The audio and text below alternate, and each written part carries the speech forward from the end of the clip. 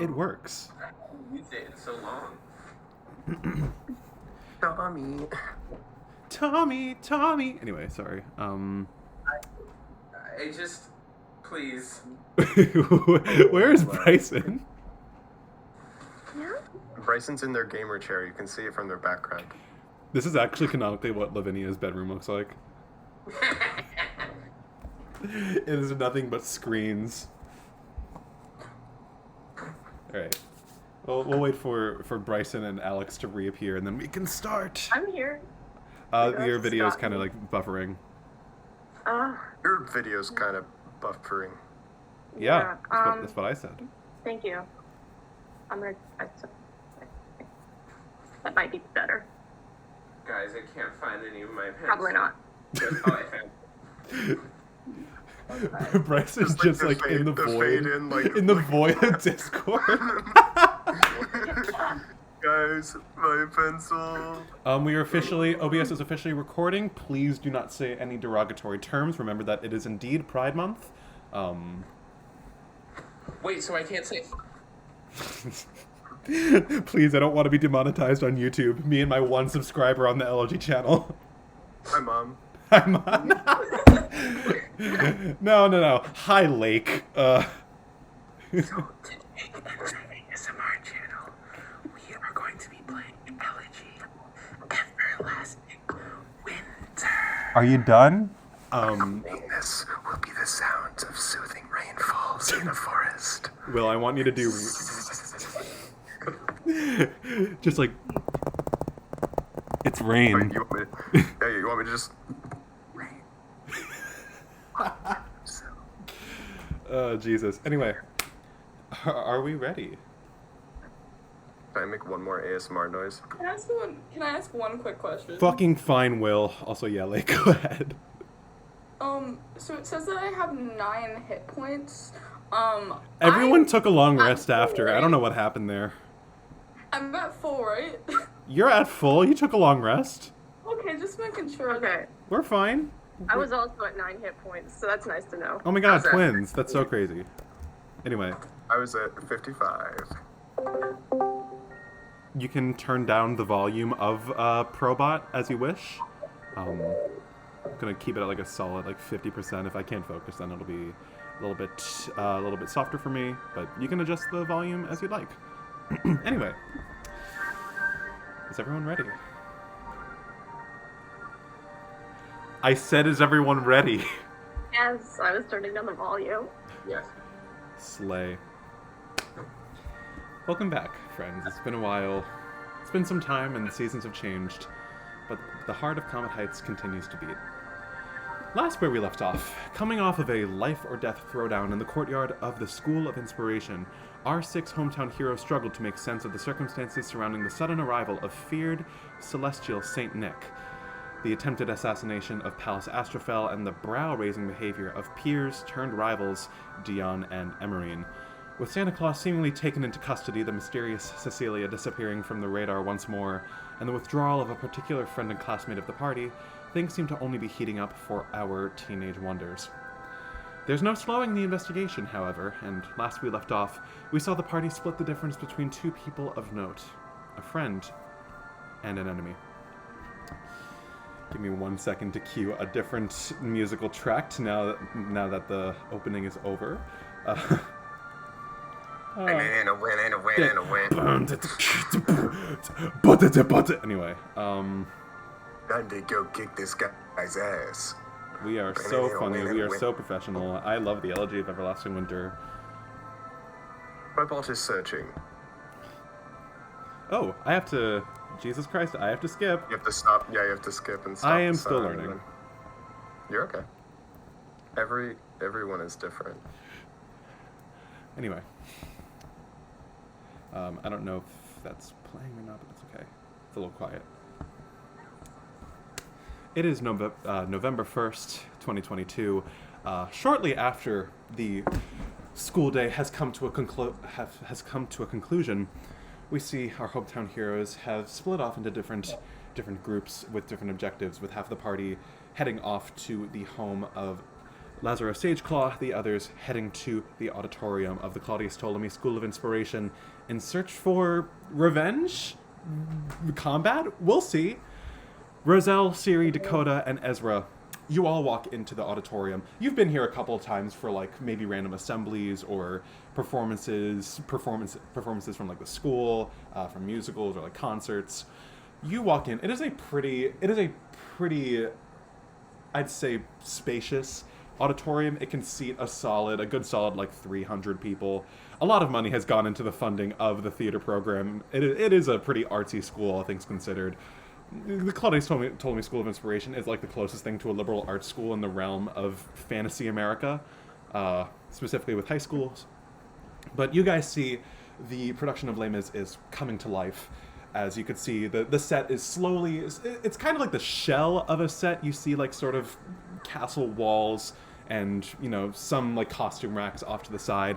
You see a cast of maybe like 25, 30 students all bustling around. Some of you can see Noel sort of pacing back and forth at the foot of the stage, headphones in, reading what you can only assume is a script off of his phone, sort of pacing around. You can almost, Syriee, you can read lips. You can see him like mouthing the words of, what is it, one of the numbers from Les Mis. I can't think of a particular number right now. All of the songs I know from Les Mis are Javert's, but, you know. But you all walk in. It's a bustling sort of scene before you, as it's right before rehearsal is properly beginning. It's sort of the rush of pre-rehearsal flow. What is everyone doing?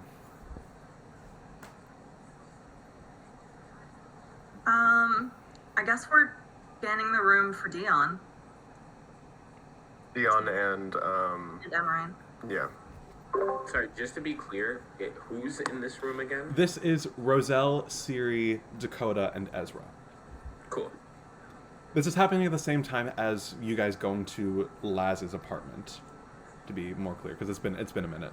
So just to clarify, so you all are scanning the room for Dion and Emerine, right? Mm-hmm. Beautiful. Can I get perception checks from everybody here? So that'll be Roselle, Syriee, and Dakota. I'll roll for Ezra as well. Do you want us to do that with our own dice or in I'm going to say you can do that? the chat. I'd say the dice chat is probably, we're going to be doing those for like Box of Doom rolls or rolls that feel more public. You could just do this on your own time. I trust your guys' judgment. It's a 17 for me. 16? 17, 16, what do you get? Well, I got a nat 20 holy shit. immediately. That is one way to kick off the session. You all are fairly accustomed to the presence of Dion, the sort of, the way that air becomes instantly like more difficult to breathe whenever he is within like 20 feet of you.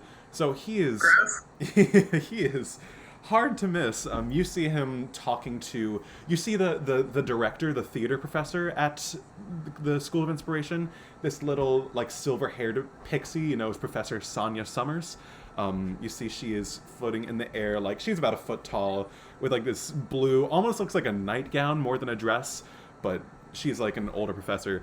She's floating in the air at eye level with Dion. You see Dion is wearing like a tank top, dance pants, and shoes. His hair tied back into a ponytail. He is speaking not quietly to Professor Sonia Summers at the back of the room. Syriee, you can, on a 17, you said you got a 17? Yeah. On a 17, you can see that you can make out kind of what he's talking about. He's talking about notes for the character of Javert, just going over some things about like the rehearsal process and things that he could be doing during rehearsals and whatnot. And let me just roll real quick. You see his eyes, he's like facing sort of the back of the auditorium a little bit. The professor's back is turned to you guys.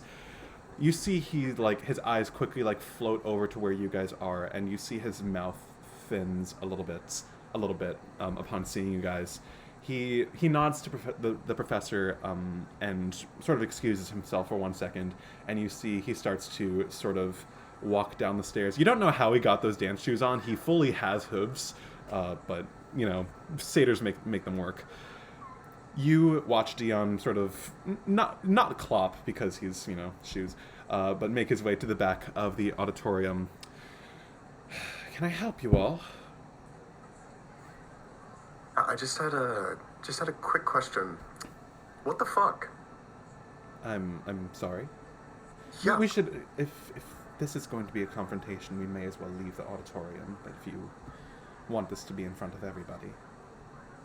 Well, I mean, you kind of tried to hurt me in front of everybody, so. I'm sorry, I'm not actually sure what you're talking about. At the dance?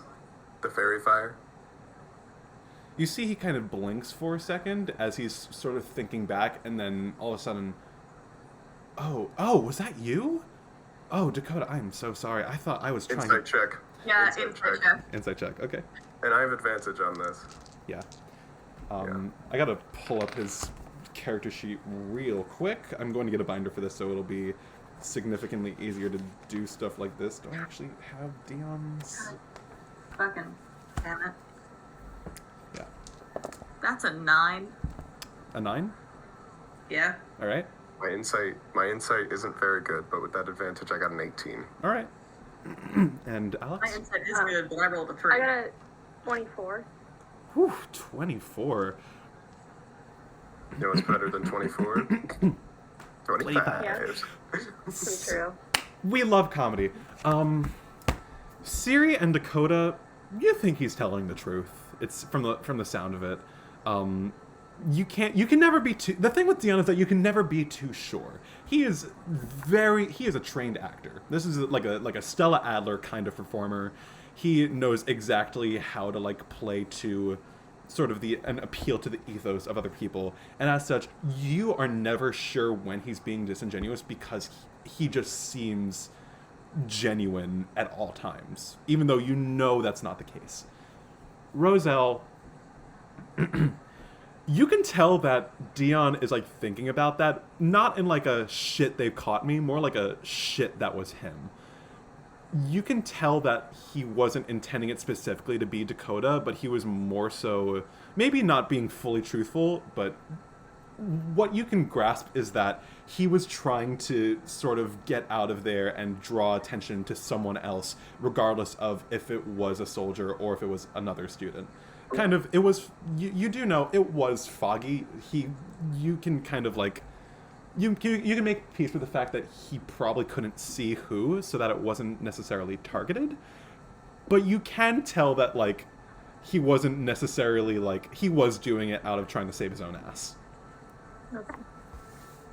I'm so sorry. I had no idea that was you, Dakota. I was trying to get out of there as soon as I could. I mean, the chaos, the sudden danger, the fact that Santa Claus is real. I honestly thought Noel was lying this entire time, but, honestly nothing can shock me anymore after the past couple of months. Alright, well, even if you didn't intend that, we still want to talk about your conversation with Laz. Syriee, darling, are we still on this? I have nothing more to say. Yeah, we're still on this. Alright, I have nothing more to say about this. I am trying to be as transparent as I can possibly be. I understand that this is a... Oh, you're perfectly transparent. We see right through you. Good one. Listen, I know you're friends with that Lazaro kid, but I have no intention, and I have no ill will with him necessarily. I thought he'd be here at rehearsal. Actually, the production crew is supposed to be meeting today. I don't know where he might be. And I don't know, you guys would probably know that better. You're actually friends with him to my knowledge, but I have nothing more to say about that topic than I did to you the other night, Syriee. Let's change gears. What about Pallas? You really want me to talk about Pallas? Oh, yeah. I think they're pretty linked. Pretty Yeah. heavily so. You know I have nothing good to say about that boy. So what about last night? What about last night? A little suspicious, isn't it? I have no understanding of what exactly happened during his night court crowning, but Listen, I understand that you and I both know that I am not a fan of Pallas Astrophel, and I think I have pretty good reason. But I mean, it's for all intents and purposes, it is a student council election. I don't think it's pretty mean. Yeah, but you hate Pallas enough to do it. Is the thing. Pallas hates me. Even if it's something so small. The reason I hate Pallas is because he's a pretentious prick. And quite honestly, true. if you think That's that not argued.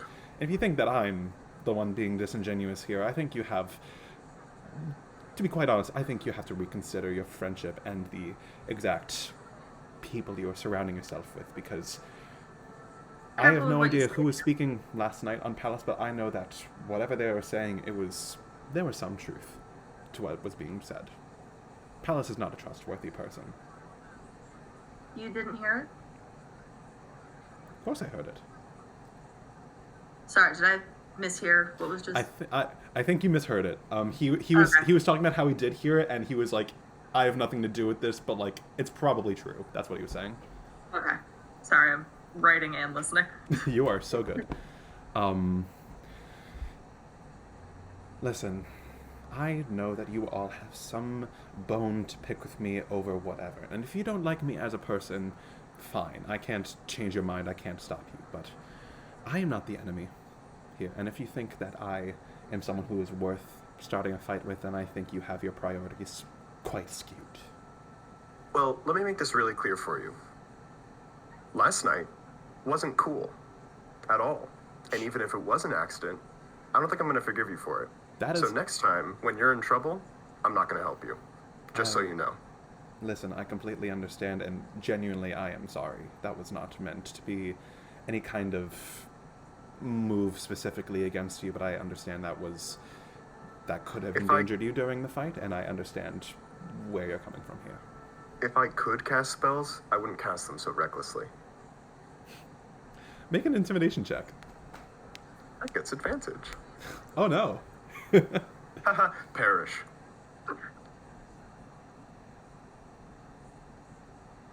Not 20. Jesus Christ. You like kind of get in Dion's face a little bit as you say that. Dion's like maybe, I think we've established like maybe 5.5 feet tall. Still a good like couple of heads shorter than Dakota. And as you sort of step forward, you see Dion like shrinks a little bit.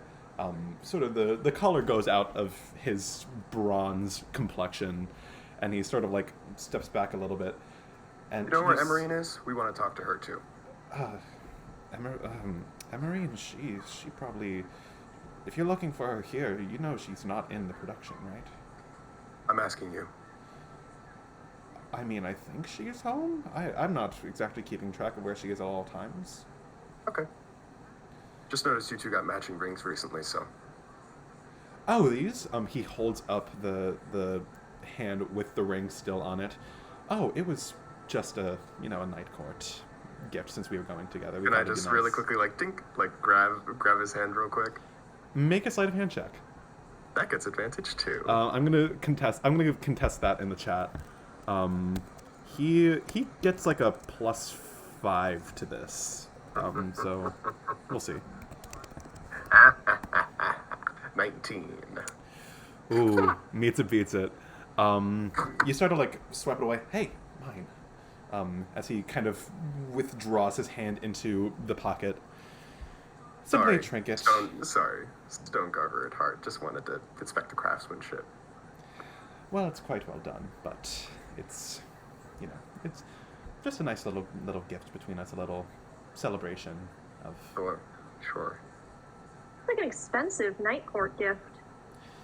Well, clearly you don't know my family. What? Dakota, Ezra kind of like leans into your ear. Is he bragging about being rich to us? He is bragging about being rich to us, yeah. Hey, gross. Dion kind of like looks between you. You can say that out loud. You are fully 5 feet. I'm fully saying it out loud. Right. Well, you see he kind of looks behind. Listen, rehearsal's going to be starting any moment now. Are there any further grievances that you'd like to air with me? Yeah, don't cross us again. Fine. No. I swear. Don't do it. You're gonna regret it. All right, if you insist. Tiddaloo. Oh, and by the way, purchase your tickets now. It's happening next month. Oh, thank you so much. Yeah, I'm really excited to see Noelle.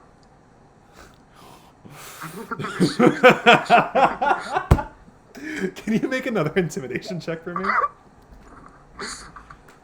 You'd get advantage on this if you didn't already have it. That is a 16. You see Dion, a look of, like, contorted, like suppressed, contorted fury crosses his face as he kind of, like, turns around, heel turns, like, walks back to the stage. Ezra's kind of got, like a hand over, like a clenched fist over his mouth. That was really funny. Yeah, well, we got kind of nowhere with that, though. It felt good, though. A little bit. No, it felt good, but, you know, could have learned a little bit more.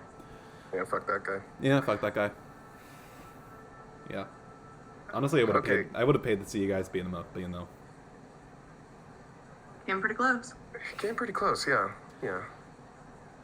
Anyways. He set you on fire. I think you're justified in beating him up a little bit. A little bit, yeah. But I'll save it for, you know, when there's not too many people around, I guess. That's kind of a big disturbance, you know.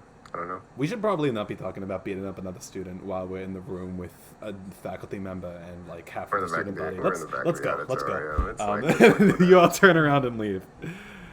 I feel like it's a well-known fact that nobody hears what you say in the back of the auditorium. It's Dakota. You never know. The back of the auditorium stays in the back of the auditorium. Okay. Thank you, Ezra. Yeah. So you guys turn around. You leave the auditorium. Is there anything else that you guys want to do necessarily?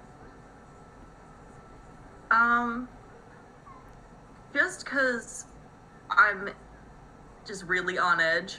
Before we leave, I'm just doing a quick scan of the entire auditorium for anything particularly shiny and iridescent.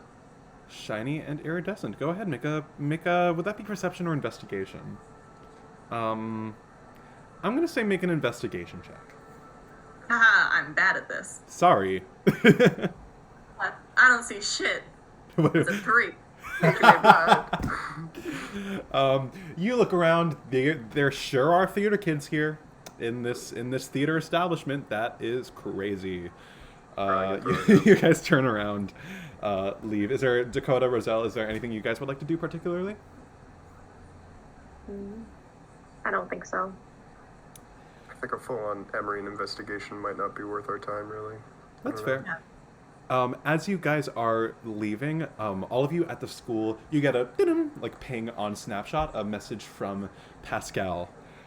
Enix says, is it in the chat? I can put it in the actual like the pizza time chat. Actually, that'll be fun.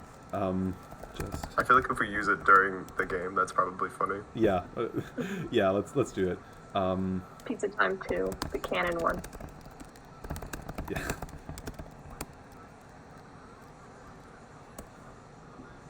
All right. That is the message that you get from Pascal.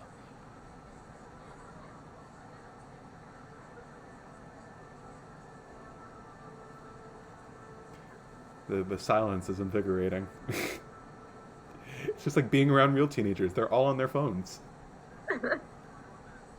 What does it say? I don't have my phone. Just left Laz's. Enix talked to him. They think he's okay. That's what Pascal says. I'm gonna...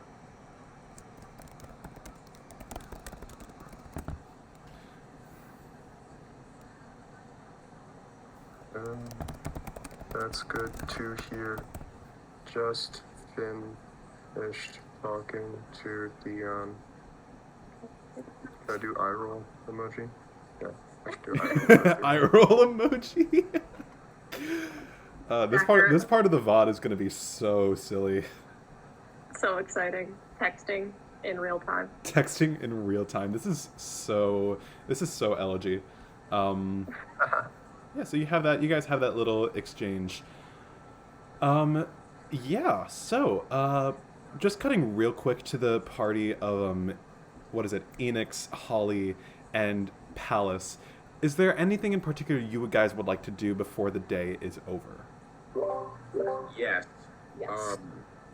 I'd like to talk to Bianca about all the jazz. Sick. Okay. Oh, you're like in the apartment complex. You're like right there. Yeah. Because she lives like the floor up. Oh. Okay. A cooler Alex is Sorry, gone. that's me. I'm trying to figure out the video. You're good. Let me just adjust the music real quick. Because I actually had music prepared for this interaction.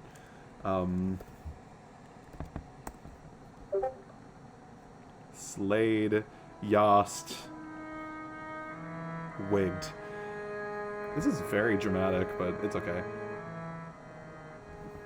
So, Enix, you part ways with the party of Pascal, Pallas, and Holly after leaving Laz's apartment. You hop into the elevator. You know where Bianca lives at this point. You've been over there, like, I think once or twice by this point.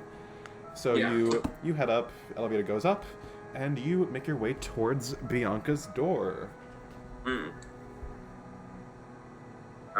So I knock on the door.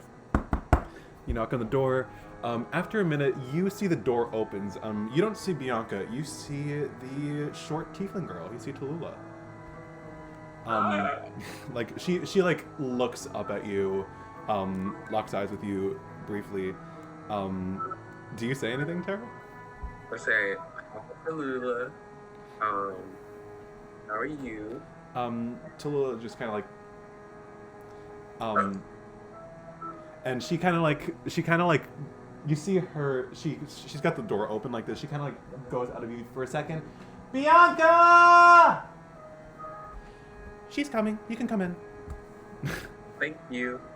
You walk in, and you moments later you see Bianca fully still wearing her clothes from school. You see she comes down the hallway. Tallulah, what? Oh, hey, Enix, what's going on? Hey.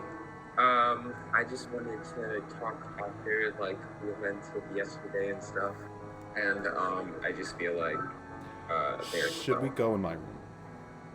Oh yeah, probably that's probably. All right.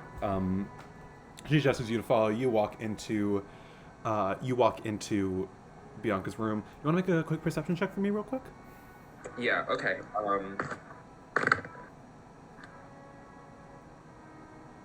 Perception. Yeah. 17. 17.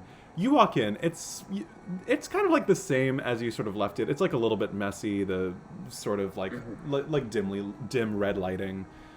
You see Bianca's tome, the tome of Asmodeus, lying open on her desk, and you see like little like black and crimson and indigo speckles of just pure infernal magic like emanating from the infernal text that is on the page that is open. Okay. I guess I go like. So I kind of point to the book and I'm like, so what's up with that? Oh yeah. So I've been kind of trying to get into contact with you know who for a little bit. Okay. Because I still don't really fully know like what happened between happened with you. I'm assuming that's what we're going to be talking about, but after I heard you were talking with him, I kind of, I figured it was like actually possible, because it's not something I've really tried. I kind of figured it wouldn't be a good idea, but I've been trying. Hasn't been going well, but that's kind of what you expect. You're kind of a special case, so it's, you're kind of like kind of like his like not really guinea pig, but a little higher on the totem pole than I am, so not really shocking. Yeah, I'm kind of like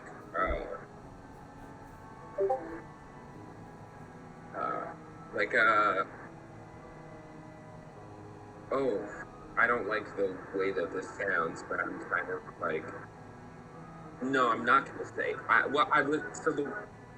Take your word time. that came to mind, and I don't like it, but the word that came to mind was I'm kind of like the product of the sperm donation between two divine entities. Do not say that inside of my house. I'm so sorry. She kind of like laughs a little bit, sort of sits down on her bed. Oh, cool, Alex is back. She kind of sits down on her bed a little bit, and she sort of like shrugs. Yeah, that part hasn't been going great, but enough about me. What is going on with you? That's what I want to know. So I found out a few things, and I just wanted to let you know because I feel like you probably want to, be aware of what's going on. Sure. Yeah. I think, well, I guess it's not really thinking at this point, but I'm kind of, me and your sister are a lot similar than I thought we were. You and who? Me and Tallulah. Right. Okay. That, not gonna lie, that's not really a shock, but Right. That's interesting, I guess. So like, I found out that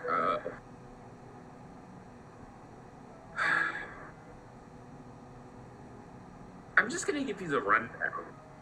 So I kind of got transported to a space that my existence created. Sort of is the linking point between light and dark.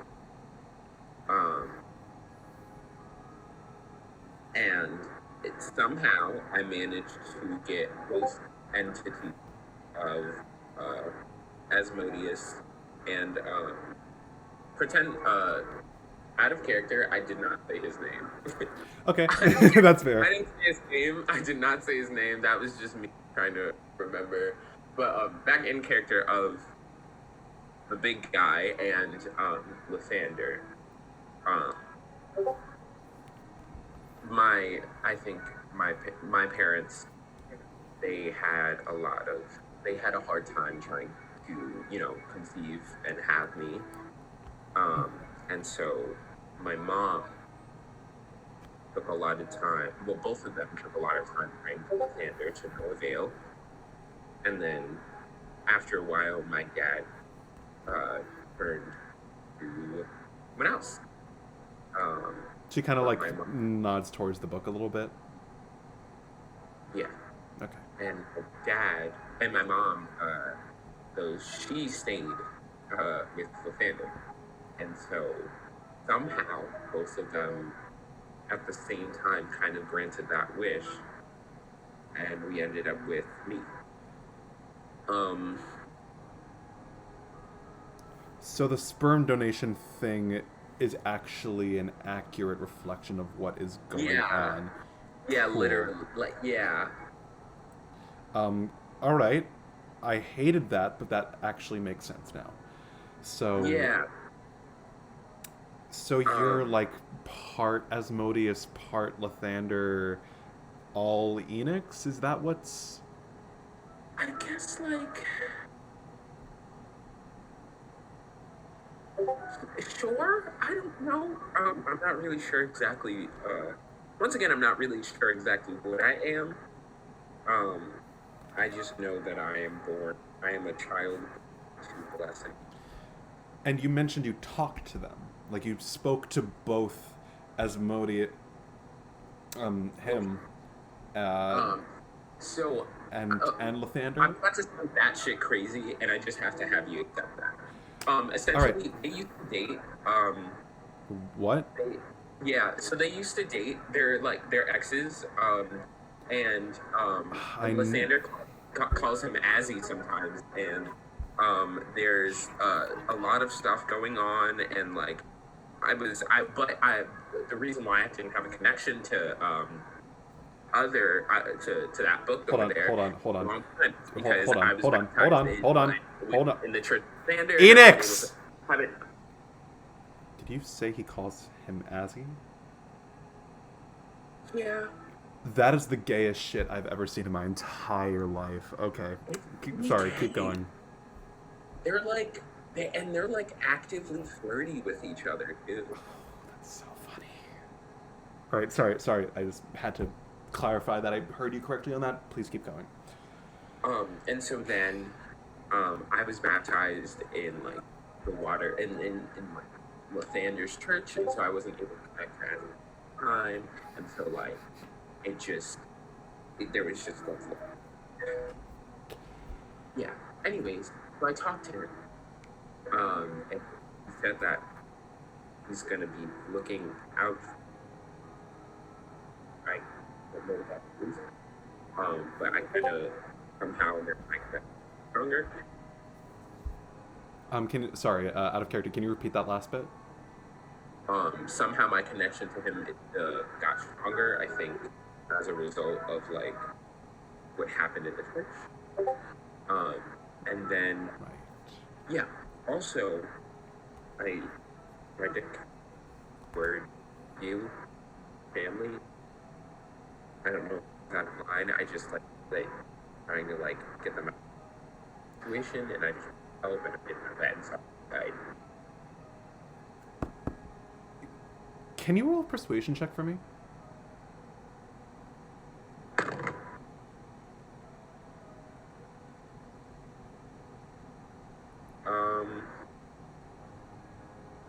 Can't do math. 11. 11? Yeah. You mentioned that Bianca kind of like... I'm sorry, you did what? When I was talking to look into letting you guys the contract that would like go through your family forever. All right, Enix, I want you to know that I really appreciate that you're looking out for me, but that is kind of not your job. Right. Listen, I get it, and I appreciate it, and I agree that it sucks. It's kind of like it. Listen, I'm not angry. Just like, you know, my folks made that bet a long time ago. They kind of have to lay in it. You know, it's like, it's not ideal, but it's not as bad as it sounds like it is. You know, But I just I feel like it's unfair for future generations. You have to carry on things that weren't that like shouldn't have been your burden personally. Listen, if I'm going to talk my way out of the contract, I'm going to do it when I turn 18, and I'm going to do it when, you know, through my own lips. I'm going to do it myself. So, thank you. I hope you know that there's no lack of appreciation, but that's kind of got to leave that stuff to me, you know? Yeah. But, wow, that is fucking crazy. So you're just like this Lathander infernal super child. I mean, that kind of explains the whole like light dark thing going on during the Halloween thing. That kind of makes a little more sense now. Wait. Yeah, and I have some I'm not really still a cleric, but I'm a little different. Different powers that make sense if you're letting Lathander sort of step back a little bit. Yeah, it's pretty fun. Good. Sounds fun. I mean, you fully were like flying the other night. I think that's worth something. I have the innate ability to make my body completely incorporeal in darkness, so it kind of pairs well pretty nicely, honestly. Yeah, you know, I do like the superpowers. Like that's fun.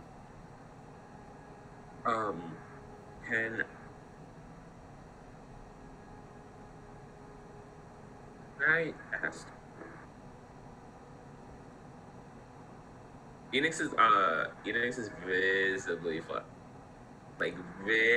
flustered, but is like, Okay. and like oh my, no, do not come in here, Chops, please. No, show us your dog. Show us your dog, Bryson. Show us your dog. Hello, Chops. Oh, goodbye, Chops. No, what, get out, dude. You're running amok.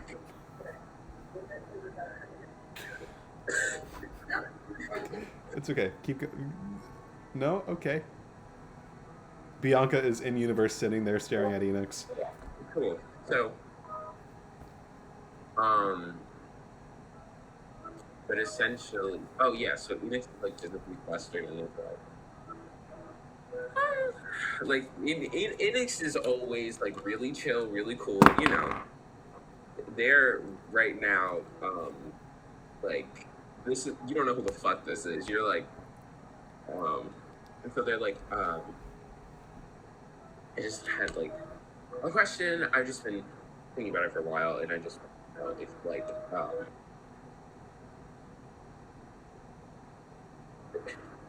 there's like a lot, you know, we've Take your time. and then when we went to Halloween, it was like, and then we danced, and then it was like, do you want to go on a date with me? She laughs to herself a little bit, just watching you like struggle for a moment. You know, I've never seen you lose your cool before, Enix. This is new. This is new to me.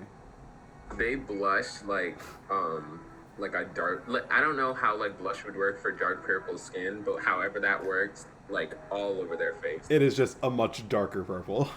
Yeah, it's like. She kind of like a smile kind of escapes through her teeth. I would love to, personally. Cool.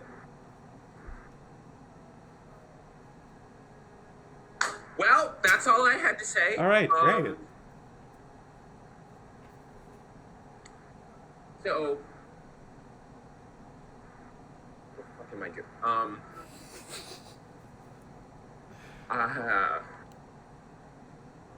See you. Do you want me to walk you out?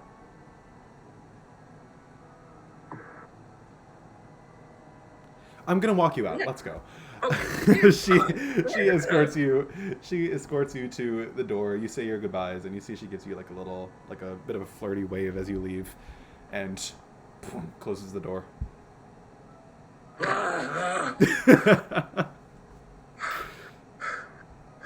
You hear from behind the door. You okay? Yeah, I'm good. And then Enix immediately texts Roselle, and then it's like, I did it!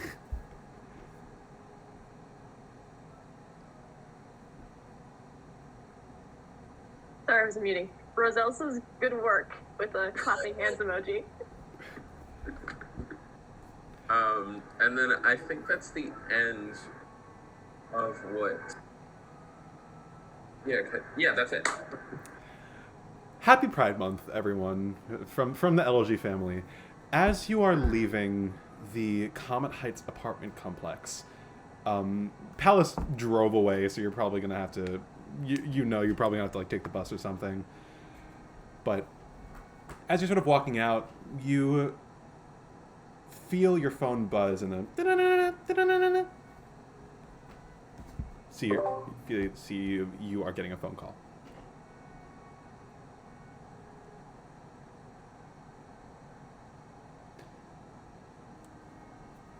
Enix, you pull out the phone. You see that your father's calling you. Oh, sorry. You're fine. Yes. I thought, I don't know why, but for some reason I thought we switched to Holly. Holly, who has not said an entire word of the session so far. Yeah. I don't know why. No, it's okay. It's okay. You see your dad's goofy ass face pop up on your phone as his like contact photo. You see that he's giving you a call. I pick up the phone. Hello? Yeah. Hey, kiddo, where are you exactly? I thought you were going to be coming home soon. Oh yeah, I am. I just had to take care of some stuff with my friend. I'll be home soon. Right, okay. Listen, are you with anyone right now? No, what? So, I figured it would be good to tell you as soon as possible, good to not let it wait, because it hasn't really, this information hasn't really hit, you know, the Comet Heights as a whole, but your mother just got a call from one of the pastors from the Church of Lathander. Mm-hmm. Reverend Krasinski, he passed away in his cell this morning. What? We don't know the details. They're saying it was heart problems, a stroke maybe, but we don't know exactly what happened. It was very sudden, and I don't know. I figured it would be important to tell you, to let you know sooner rather than have you find out on your own.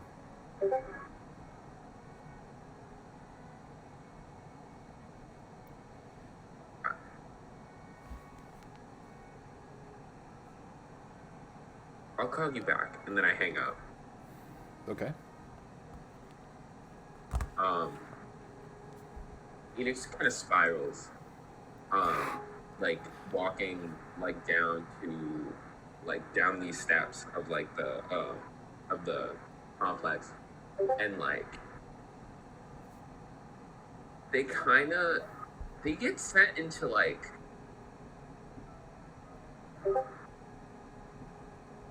I don't want to say they get sent into a panic attack, because I don't think Enix has ever fully experienced a panic attack before. But I think this is right. So I think they, what time is it? In universe? Yeah. Give or take like 3:30, 4 o'clock. Damn. Okay. Oh wait, but it's winter. So wait, is it dark out? It is fully October. Oh. November 1st, technically. My bad. Is it dark out though? It's like starting to get a little dark. Is it dark enough to fly? We'll say it is, yeah. So Enix is like goes into a panic attack, and then like is like fully spiring, and then just kind of like sprouts their wings and like takes off, in no particular direction. Yeah, you feel these cyan wings sprout from your back, almost out of sheer impulse, and you take off into the sky. You soar above the streets and houses of Comet Heights for as long as you can. It doesn't last very long. I'm pretty sure the duration's like 15 minutes, I want to say. Doesn't particularly matter. But also, give me 1 second. I actually need to plug my computer in because it is very slowly dying with the presence of OBS recording. So I gotta just really quickly plug it in.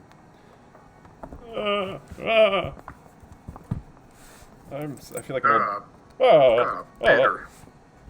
Technology is a burden. Fuck, the office chair's stuck. Shit. If I very suddenly vanish from the call, you'll know why. Yeah, please! I want to live! Please, I won't. Oh my god! Jesus Christ, Will. Morbid as fuck. Anyway.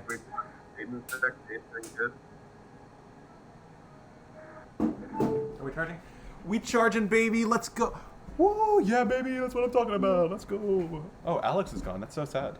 Sad That's poggers. Oh, my cat wanted out. This is going to cause problems.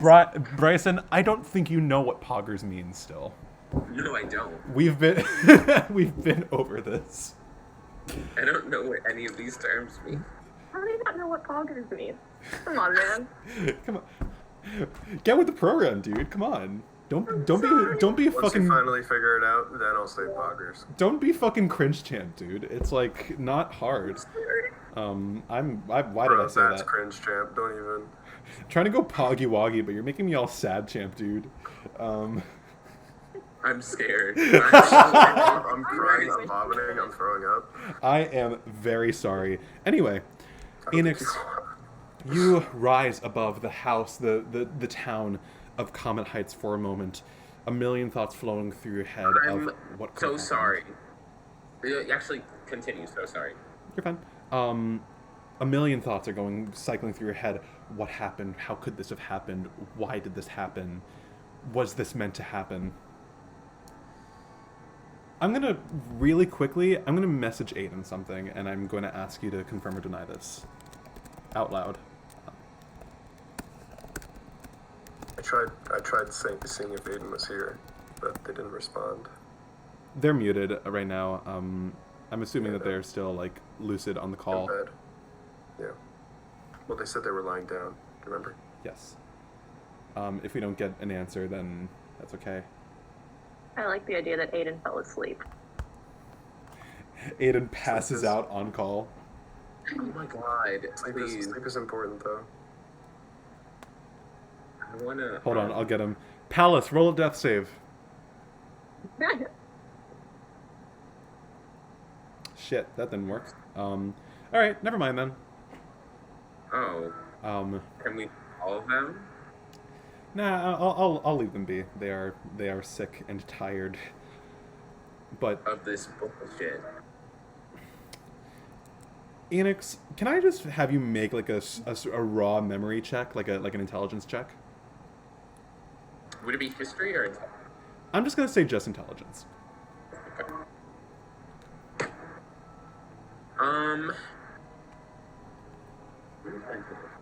12. 12. You don't really... You're trying to like piece things together in your inside of your head. You can almost envision like sort of like a pin board of like all of the weird shit that has happened over the last 2 months, and you feel yourself trying to like put things together a little bit, and you just for this moment you cannot think about what this means, what this could be connected to at this very moment. Eventually you come down from this sort of cathartic flight, and you find yourself landing in front of your house.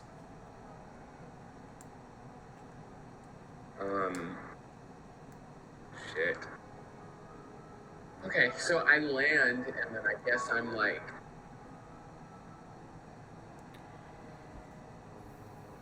Do you know in like movies when it has like the angle, it's like facing the person, and like it's kind of like because they're like drunk or whatever, or if they're like experiencing like a lot or sensory overload. Yes. That's what's happening with the Enix right now. And so they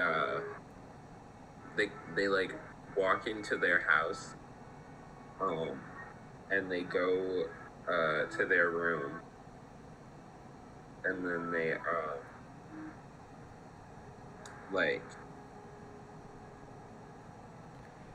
they sit down at the side of their bed, like holding their knees, kind of like just constantly. What's ringing in their head is like, is this my fault? Is this my fault? Did I do this? Did I kill this man? Shit, man. Yeah, and then they keep replaying the thing of them like punching him in the face. Which, you know, albeit was funny, but they keep like, oh my god, like this girl that broke the campus back, like did I rupture or something? Like was it OB too like? And they kind of just spiral And then they text Ori, and they say,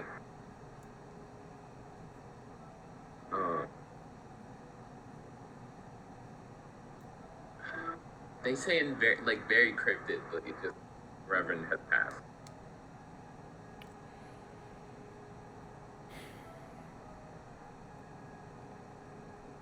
You don't get an answer that night. Yeah. I don't think they did. I don't think Enix expected. You don't get an answer. I think on that note, we are going to cut away from Enix for the moment.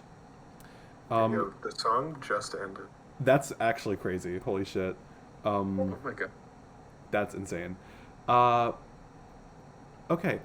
Just real quick, Holly and Pallas, if Aidan is awake, we're just gonna say Holly. Is there anything Holly wants to do really quickly before we move on?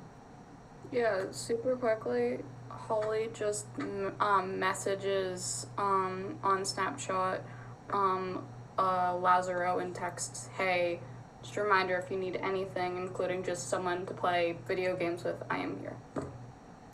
And yeah. It takes a little while. You wait about an hour, and then you just get a green heart back. Is that it? Yeah. Okay. We are going to move on. LOL. All right. Whew.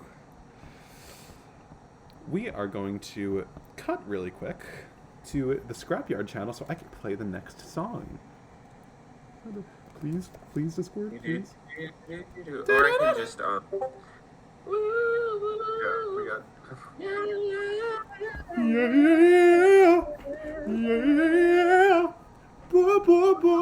Anyway, sorry. Jesus. We are going to cut that night in the Neverward tree.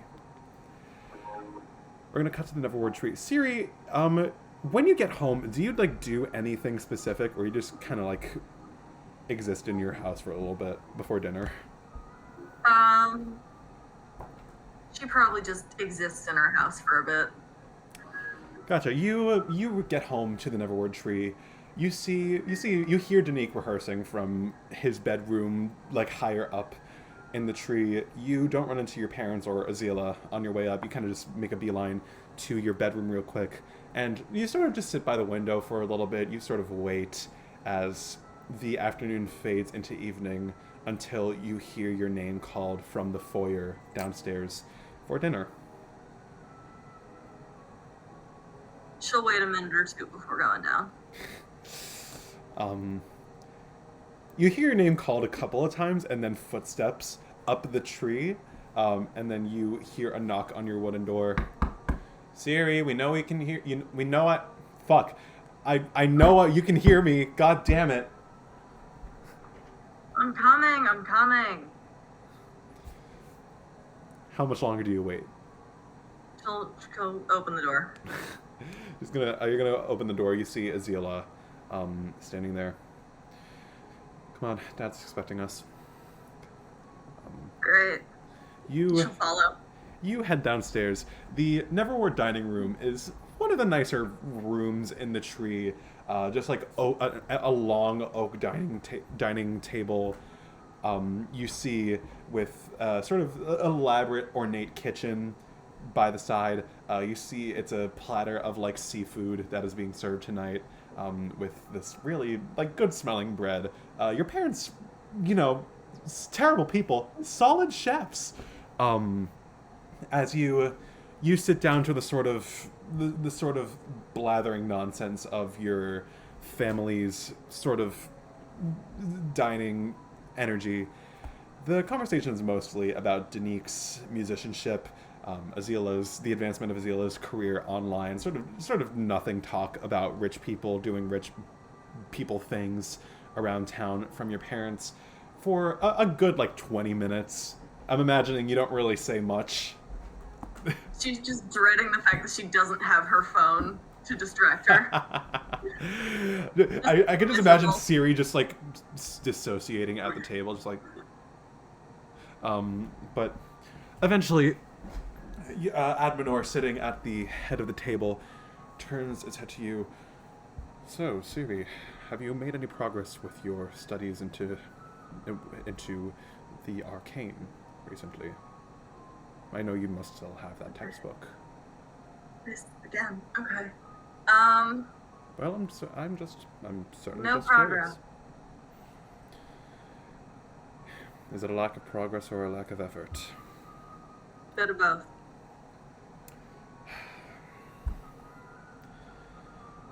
Syriee, I am really trying here. Truly, I am, and I would hope that the least you can do is offer a bit of persistence of your own. I don't enjoy having these conversations with you, but quite honestly, I feel like that there's a lack of effort on display. I tried for years.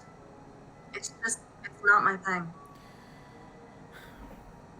Listen, well, there is no use in not continuing to try. After all, I'm sure that there's something deep within you, whatever that may be. That was actually something that your mother and I would like to discuss with you. You see, your mother, Yashari, kind of raises her voice. I've had conversations with Headmaster Frostfeather recently in regards to perhaps next semester adjusting your curriculum a little bit to lean more into the spellcasting sort of side of things rather than the physical training that you've been taking up recently. I mean, if you want me to fail all my classes. We're not looking for you to fail. We are looking for you to learn. There's quite a big difference. And you see Admonor speaks up. Syriee, my daughter, there is no lack of respect for your physical prowess. Your mother and I, we have seen that on display multiple times at this point. And for what it's worth, you are an impressive fighter. You should have no shame in that. You are quite skilled.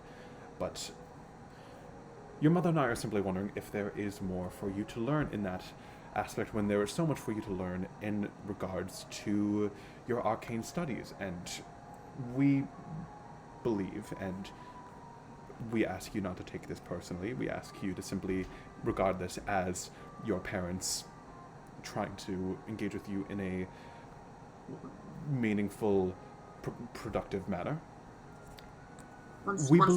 We believe you just simply need more motivation. Oh. Arielle's actual parents join the scene. That's funny.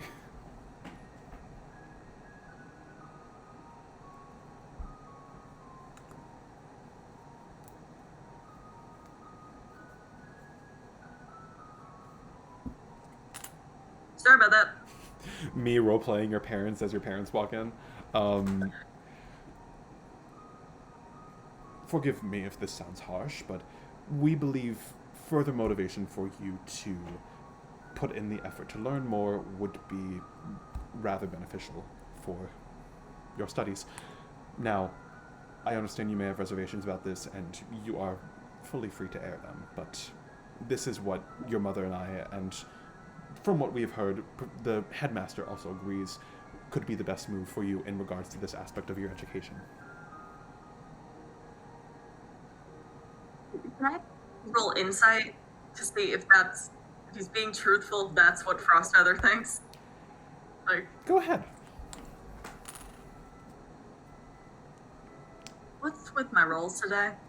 They're just not great. 13. Fuck if you know. I mean, you don't know the headmistress that well, but she could have agreed with him. I mean, you don't know if your parents would lie to you about this kind of thing, but your parents also blow ass. So there is really no telling where the line is drawn here. But regardless, your parents kind of look to you for some kind of response. I mean, there's no point in me taking any arcane courses if there's no arcane ability in me. That's the thing. You are so insistent about that, but we don't. And as Adminor is saying that, you hear like a from like your right side as you hear Azila go, "Jesus Christ, Dad, can we please just enough about this, okay? If she doesn't want to do it, then she doesn't want to do it. You can't listen, you can't wring it out of her. Or you can't keep, why are you bullying her about this in front of us? Like, you don't have to make it weird for all of us." Fucking Thander. God. You see Adminor kind of like side-eyes Azila for a moment. And you see he's got like kind of surprised that she's sort of speaking up about this. Danique across the table is just like, wow.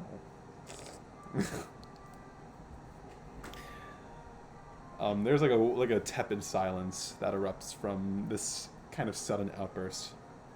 I think Syriee just looks to Azila and just gives her a nod. Thanks. You see Adminor. Azila, I appreciate your camaraderie with your sister, but this is not a matter for you to speak on. You see Azila kind of rolls her eyes for a second. Adminor continues. We simply think that more effort would be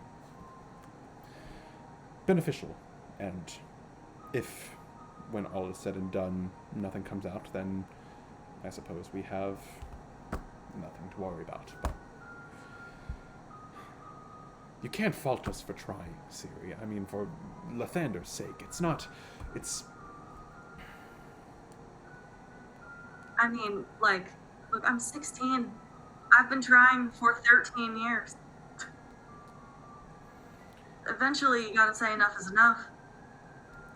You notice that when you say you've been trying, he kind of like rolls his eyes and sort of like leans back a little bit, takes a sip of his wine.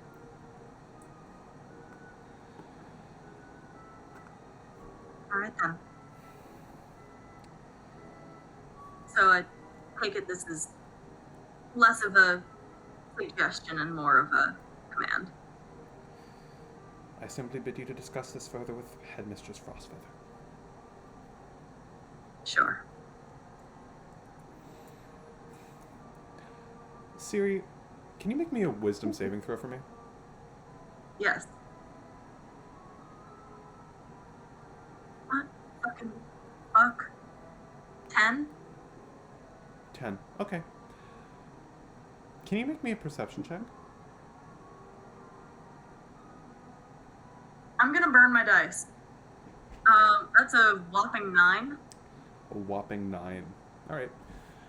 You sit there at the table. How is Syriee feeling? She's just silently seething. You are... Like, if you could give off magic, you'd just be emanating pure fire at the moment, as you're just sitting there simmering with just anger. And you don't really have outbursts. Syrii's anger is a quiet kind of anger. Would I be correct in saying that? Yeah, I think so. Syrii's anger is a quiet kind of anger that goes largely ignored by your parents for the remainder of dinner. And as you are wrapping up this positively pleasant meal with your family, you hear from the front door, Adminor looks up. I'll get it. Syriee just gets it, trying to escape the room. Syriee, for God's sake. All right. You leave. You head to the front door. Do you open the door? Yeah. You open the door, and you see standing a little too tall for the entrance. You see, not even looking through the entrance, already beginning to rant. All right, buddy, listen. You see Lena right about to start a rant to who she believes is your father. All right, bud, listen. You and I are gonna have a license. Syriee just hugs her immediately. Oh, Syriee, hey, kiddo. Kind of pats you on the back. Sorry about that. I thought your dad, I was fully expecting your dad to show up, not gonna lie. I'm faster than him. Yeah, you are. Pats you on the shoulder. Listen, kid, you're doing all right? I am doing as okay as I can. Yeah, that's fair. Listen, I was gonna come here and I wanted to have a nice chat with your parents. You know, are they home? I mean, I see your car, but you know. Yeah, they're here. As you say that, you hear footsteps from behind you. Syriee, who is that? And you see Adminor locks eyes with Lena. For a moment, there is a tepid silence. Syriee, can you please go upstairs to your room for a moment? Ciara's gonna look at Lena. Lena kind of like looks between you and your dad for a second. She kind of like gives you a curt nod. Fine, Father. She'll go up to her room and immediately go out her window to the closest branch that she can get to. Great. Can you make me an acrobatics check and a stealth check? Not with that die. Acrobatics first. Go with this one. Acrobatics. Yeah. 18.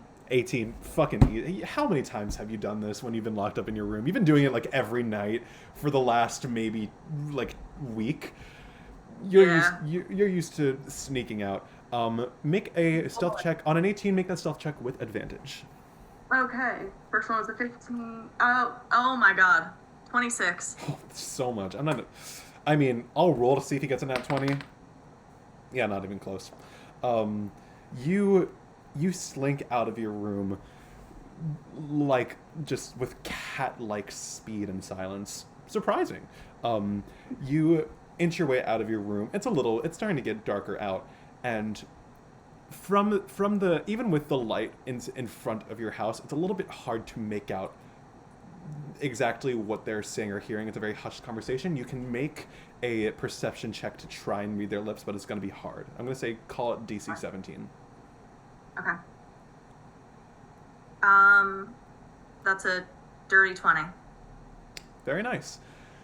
You like slink up on like one of the branches, kind of flatten yourself so you can't be detected by either Lena or Adminor, and you see, as soon as they walk outside, you see Adminor says, "What do you think you're doing at my house, harassing my child?" You see Lena whips around immediately. "You don't get to tell me a thing about harassing a kid, all right? That was fucked up. I don't know what you think you're doing. I don't know what you think you're doing. I don't know what kind of parenting style you have. From what I've heard, Syriee has been fucking miserable here. And you aren't doing a damn thing about it. You are exactly responsible. And if I had to come here to give you a piece of my mind to tell you how to fucking parent this kid, then I'm going to, because you don't understand how unhappy your daughter is because of you." Adminor kind of like shakes his head. "I want you to tell me what you think I should be doing in regards to responsibly handling myself as a person, you of all people." Lena kind of like steps back. "Adminor, right? Lena Starshadow, we've never formally met, but he doesn't take her hand. I don't like what you're implying, old man. I really don't. Your reputation precedes you. Ember Moon. I know exactly what you think you're doing, and it's not... Whatever you think you're doing, it's not subtle. And it's not safe, not for my daughter. You think throwing her out there into the pit with men twice her size, twice her age, and with twice her experience level, out into the fighting ring, how many injuries has my daughter sustained because of you?" And you see Lena kind of get real close to him. "She hasn't been getting hurt because of me. I've been making sure of that." Shut up, Bryson. "I've been taking care of her. I've been providing a space for her, a space where she can actually be herself and be happy. What do you think you've been doing? Just out of curiosity." "Being her father, raising her, keeping her out of danger, teaching her the things that are going to be important for her when she gets older. Listen, there's one thing that we can agree on.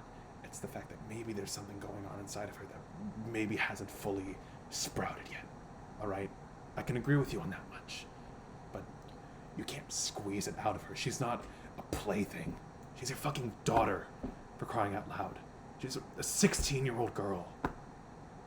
And look, maybe, just maybe, the pit or wherever isn't the best space for her to channel whatever she's got going on right now, but it's a hell of a lot better than whatever's going on in this house.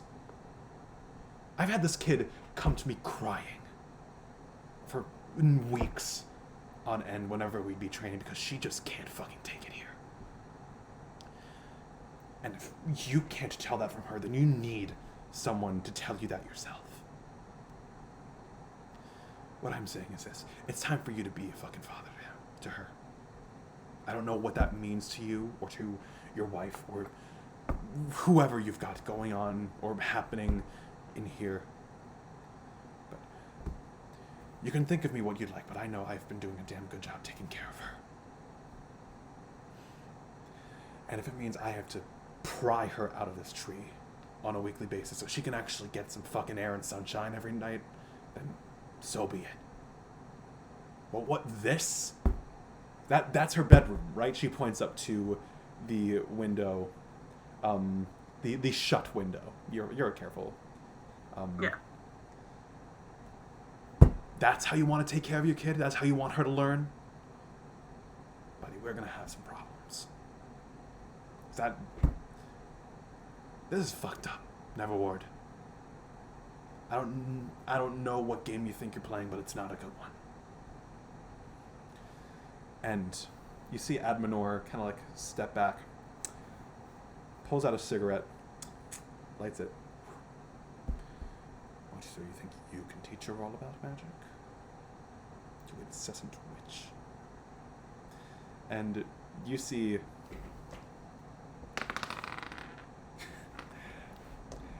you can barely make it out in the shadow, but you hear the crack of fist against jawbone as Lena fucking sucks Adminor outside of your home and like pulls him by like the scruff of his collared shirt.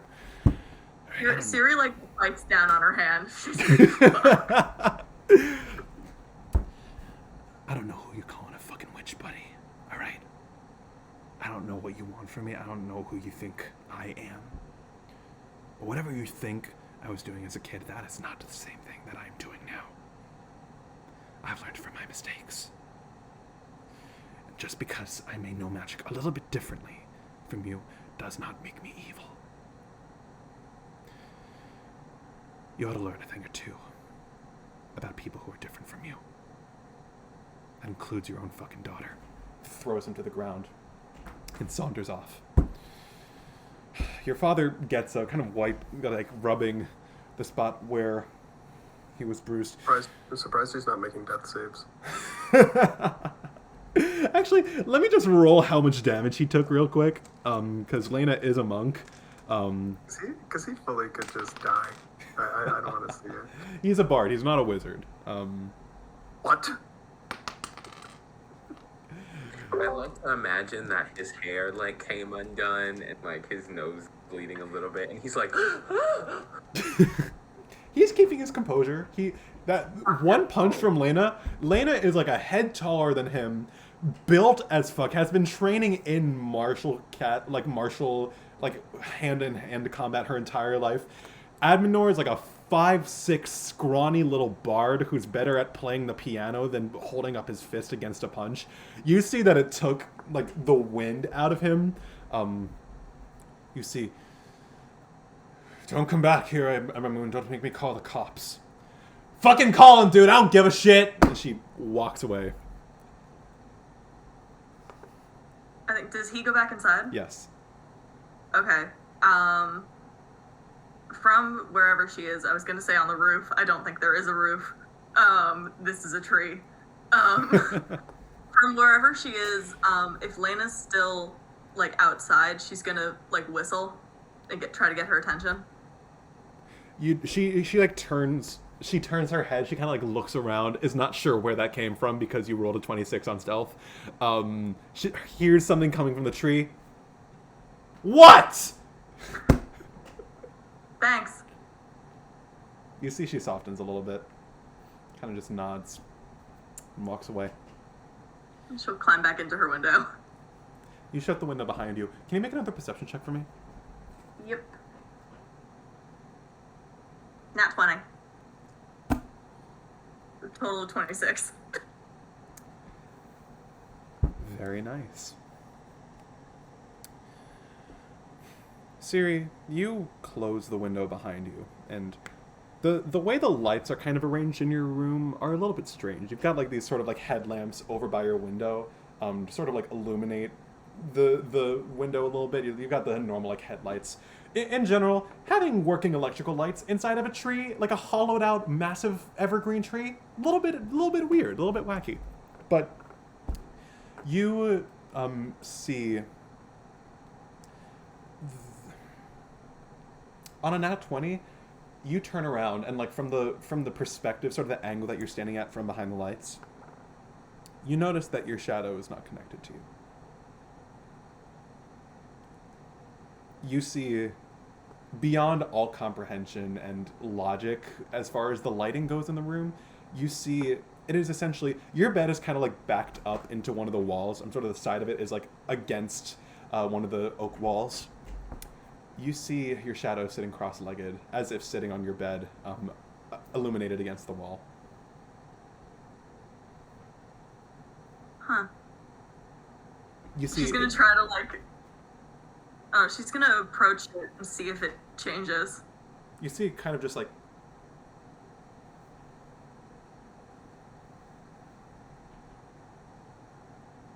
Huh. That's new. the lack of reaction. Just kind of... Brain is not connecting at the moment. She's gonna try to touch it. You see it kind of, like, you kind of touch it on its shoulder, it kind of, like withdraws a little bit, and you feel it is, you feel against the wood. It doesn't feel like the normal wood of the tree. It is cold and gristly to the touch. Alright, what do I don't know, what do I do with you?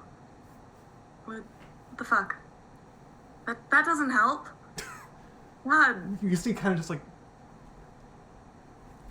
kind of very like sort of disconnected from you. Your shadow is actually very expressive. It's serving a little bit of like Peter Pan. Yeah. Am I the only one that can see this? Like, this is gonna be a problem. It kind of like points to the door a little bit. You are no help. She's just gonna. You see, like, go the over tail her of your shoulder. shadow is like swishing aggatedly. She's just Aggravatedly? gonna Is that walk the word? over her. Huh. All of a sudden, she's gonna go all to of a the- sudden, to the you door. before you can do that, Syriee, She's gonna look at her shadow. all of a sudden you see your shadows back where it is. Okay. We will address that later. She'll get the door. You don't need to roll perception on this because you watched it happen, but you open the door and you see Abenor like hand kind of over what you could see is a bruise forming on his fur.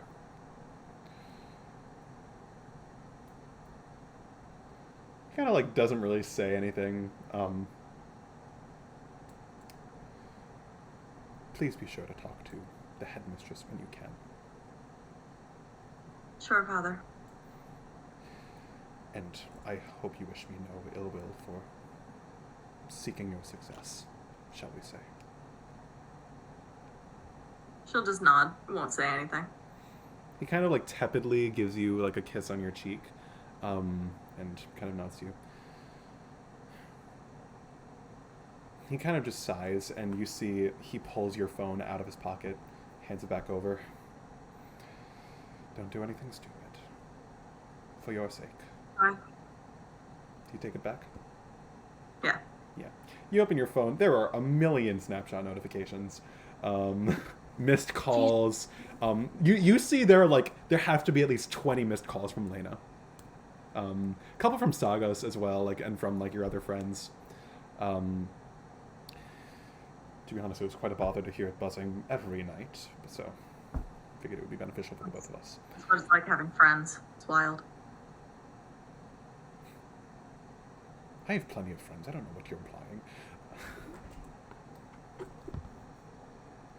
I am a grown man and I have friends. Why am I getting so open? What have you done to me? Anyway.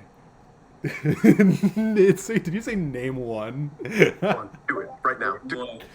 Hey, asshole, name a friend. Oh, so you have friends? Name all of your friends, dickhead. Anyway, kind of anyway, I should get some ice. Good night, Syriee. Night. You turn around, you see your shadow is still connected to you, but for a moment you can kind of see its tail is moving, swishing back and forth, in a way that yours isn't right now, with a little more sort of fervor. All right. Love just arguing about this. I hate this. I hate this so much. Just don't do anything weird. Just... This is the craziest fucking thing I've ever said as a DM. Make a persuasion check against your own shadow. Okay, not bad, not bad. Persuasion? Yeah. 14.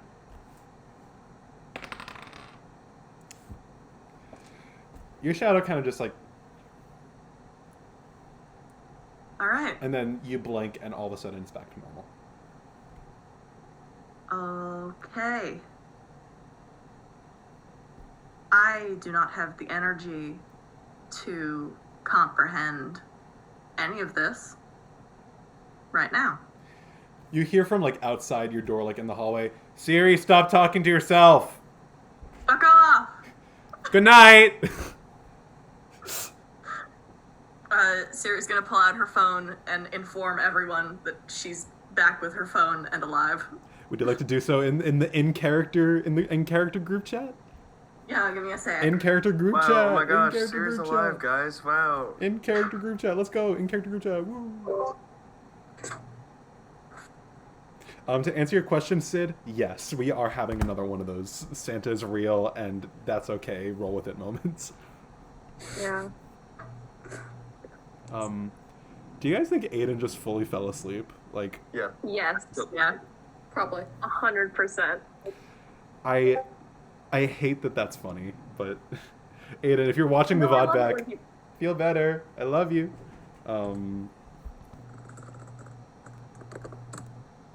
Not the girl with men. Fuck. Ben. Men. Men. All right. Let's actually let's take 5 real quick. I'm actually gonna call Aidan real quick, to see if they're okay, and if not, we can just sort of carry on without them. They're not doing anything super crazy this session anyway, so. What time, just for my own knowledge, what time was it that we're going to be ending? again? 4 p.m. EST. Awesome. Thank you. Because we have something very fun ahead of us. Anyway, Wow. I'll be back.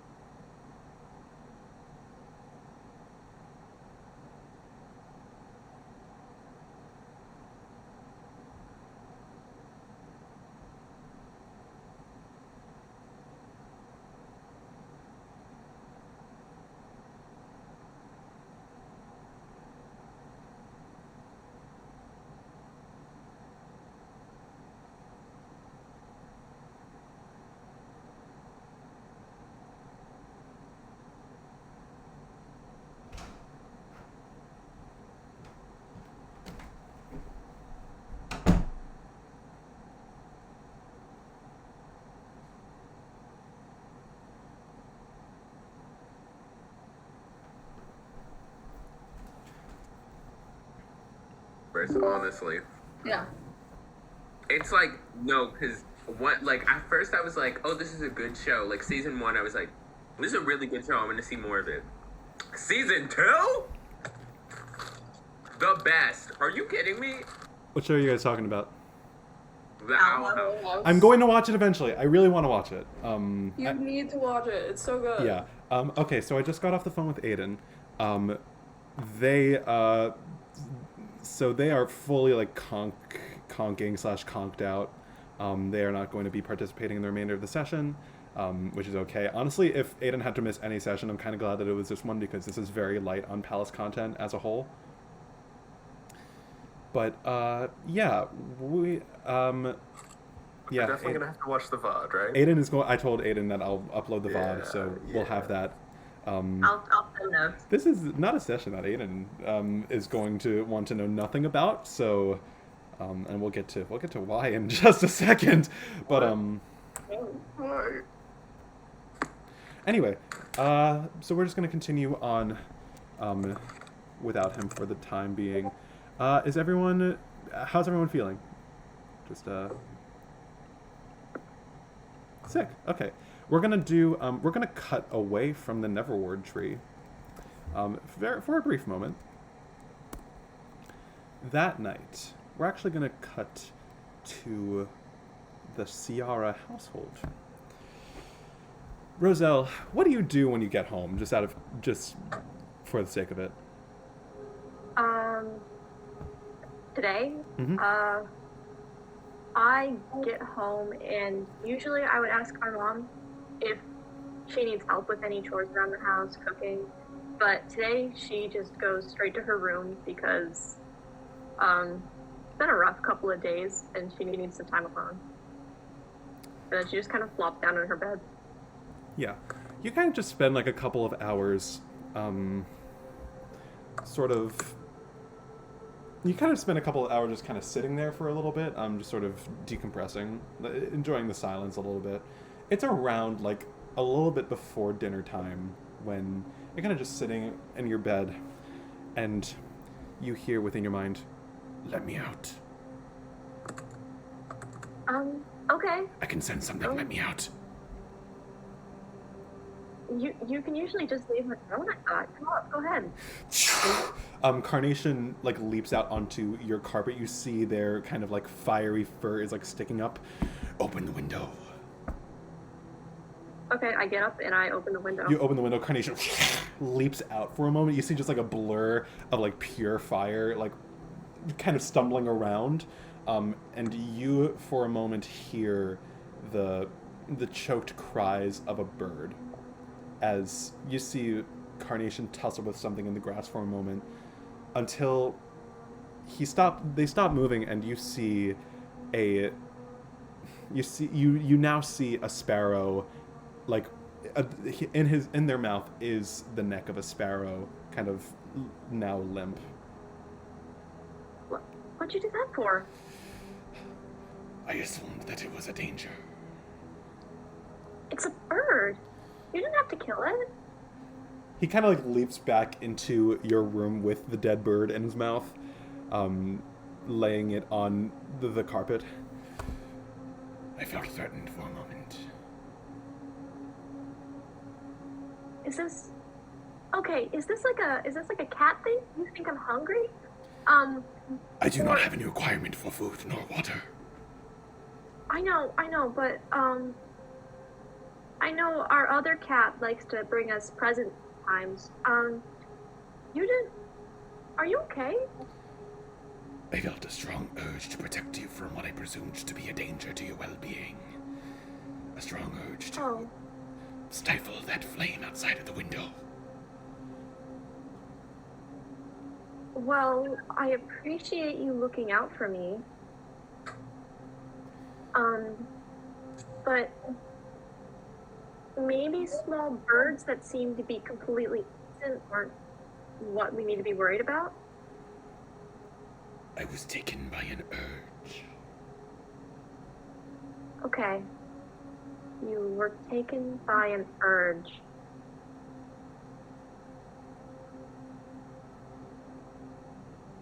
I'm I'm sorry. I don't know what's going on with you. Is this... Do we need to talk about this? Is this like that time you don't want us to talk about? You can see Carnation kind of like looks away for a second, and now is just staring at the dead bird on your bedroom carpet, and you just hear inside of your head, "I don't understand why I did that." Okay. I think your intentions were good. Sorry, is anyone hearing that feedback? What's going on? Yeah, I'm getting that. Is that me? Okay. I don't know. No clue. Because hold I think on. it just happens with me. I'm not hearing any feedback. Is it? It might be me. Okay. Here's a test. I think it's good now. I think it's good. Yeah. Like, Okay. can I get an ah? Oh. Thank you.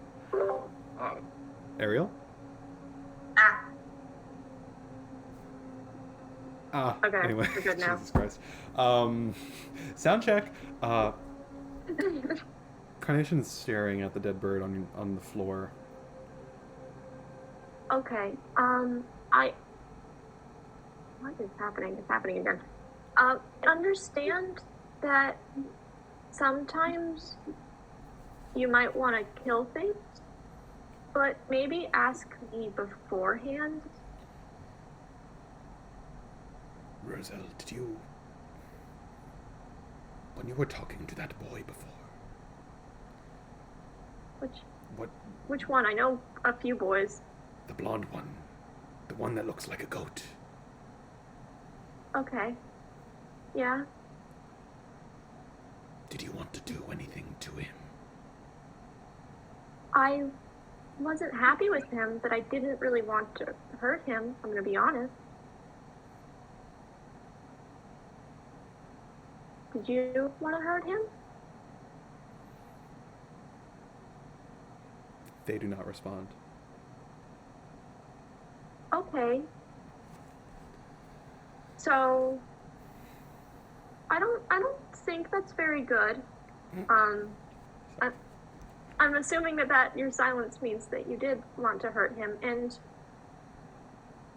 sometimes people are bad, but just because people are mean does not mean you get to hurt them. He was threatening your You know- safety. He was threatening your friend's safety. He was Yeah, insulting you. but he's also a kid. Probably didn't know better.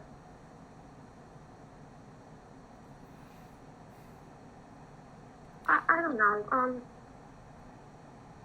Carnation, violence is sometimes necessary, but not good to do without prior justification. So, unless my life is directly in danger for reasons that you can quantify, I think we should maybe check in if you want to kill something. So I will need permission. So you don't need permission. It's more like a moral checkpoint, because if you're gonna be living in my head, I'd appreciate if we were on the same like level with some stuff. I don't know. I thought I was doing a pretty good job so far. You were doing a pretty good job so far, and I really appreciate it. You've never Thank you. in combat, we've done a pretty good job of not killing things, even when we were trying to. But I take offense this to that. bird. Yeah, I know. It's kind of embarrassing. Hey, Yeah. No, but this bird didn't do anything wrong. It was just flying. And you didn't need to eat it, so it didn't need to die. Carnation kind of like stares at the bird for a second, stares up at you. I apologize for my impulse. You're okay. I understand what you were coming from. I think this is just a little bit of a red flag. I'm gonna say. A red flag. I am also red. This should be good. You are? Well, sometimes. I don't I think don't know. Carnation has any idea, like, the understanding of, like, a red flag being, like, a sports reference. Like, that's, like, a bad move. Like a foul. I've never seen nor played a sport before. Look, I have tried to minimize the number of sports I've played too. It's fine. It's just sort of in the cultural lexicon that red flag means bad sign. Oh no. Yeah, I don't know. I thought you were hip with the kids or something. I try. TikTok is very hard to navigate. It is. I'm not allowed to use it anymore. Clearly that hasn't been stopping me. I don't know how you're doing that, but okay, we're gonna deal with that one later. One step at a time. Yes, well, I will do my best not to kill innocent avians without your express permission. I appreciate that. Let's maybe expand that statement to not kill innocent anythings without my permission. All right, that is fair. Thank you. Because, yeah, I'd appreciate you saying, I'm never going to kill a bird again without you asking me to, but like, you could still see a squirrel or something and go nuts, and I'm like, I don't want you to hurt any animals, and then, like, God forbid you attack a human. That's just a little bit mean to me one day. It's just like, I don't want us both to get in trouble for this, in a larger sense and also in a smaller sense. So, thank you. I understand. Thank you for being transparent. And as they say that, you hear on your door as Carnation goes back inside of you. You see Phoebe, your younger sister, opens. Roselle, we're having dinner soon. Why is there a dead bird on your floor? And we are going to cut away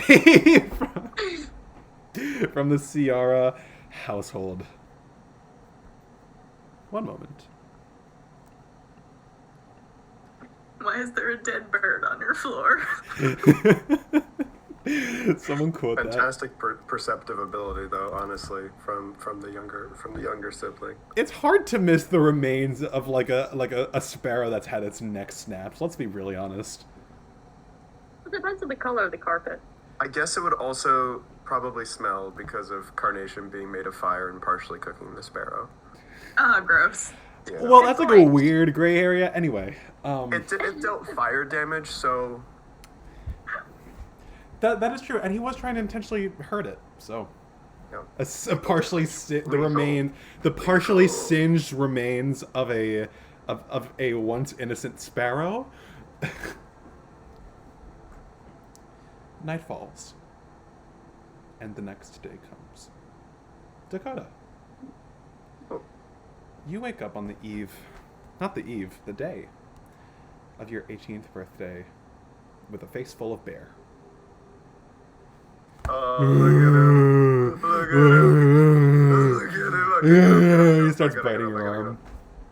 No, come on, buddy. I gotta get up. Okay, where is the pick? The pick? Yeah. You left it on your desk overnight. Bruh. Okay. Silly me. I'll make sure to pick it up with gloves. Make a perception With check gloves. for me, Dakota. Oh no. Oh no. Well, I'm dead, everyone. It's happening. Well, I got a Dakota, 6. I'm dying. I'm dying. I'm it's dying? happening. I got a 6. you got a 6. And how many I need to pass? 6.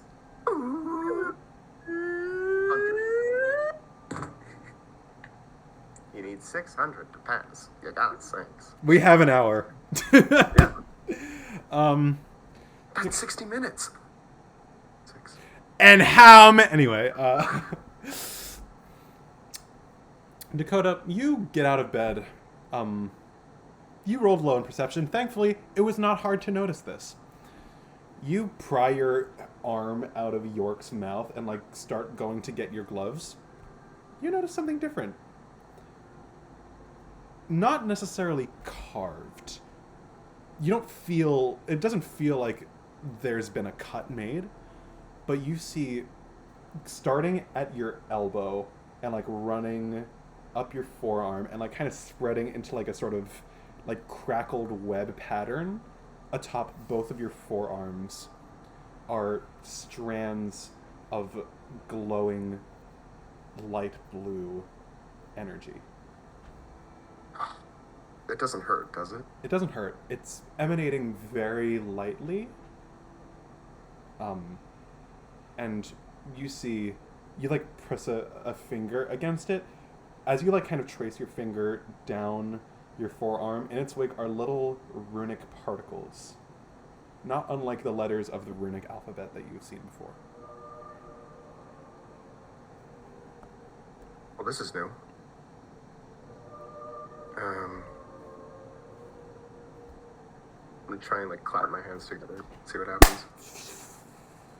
Oh, okay. That's cool. That's interesting.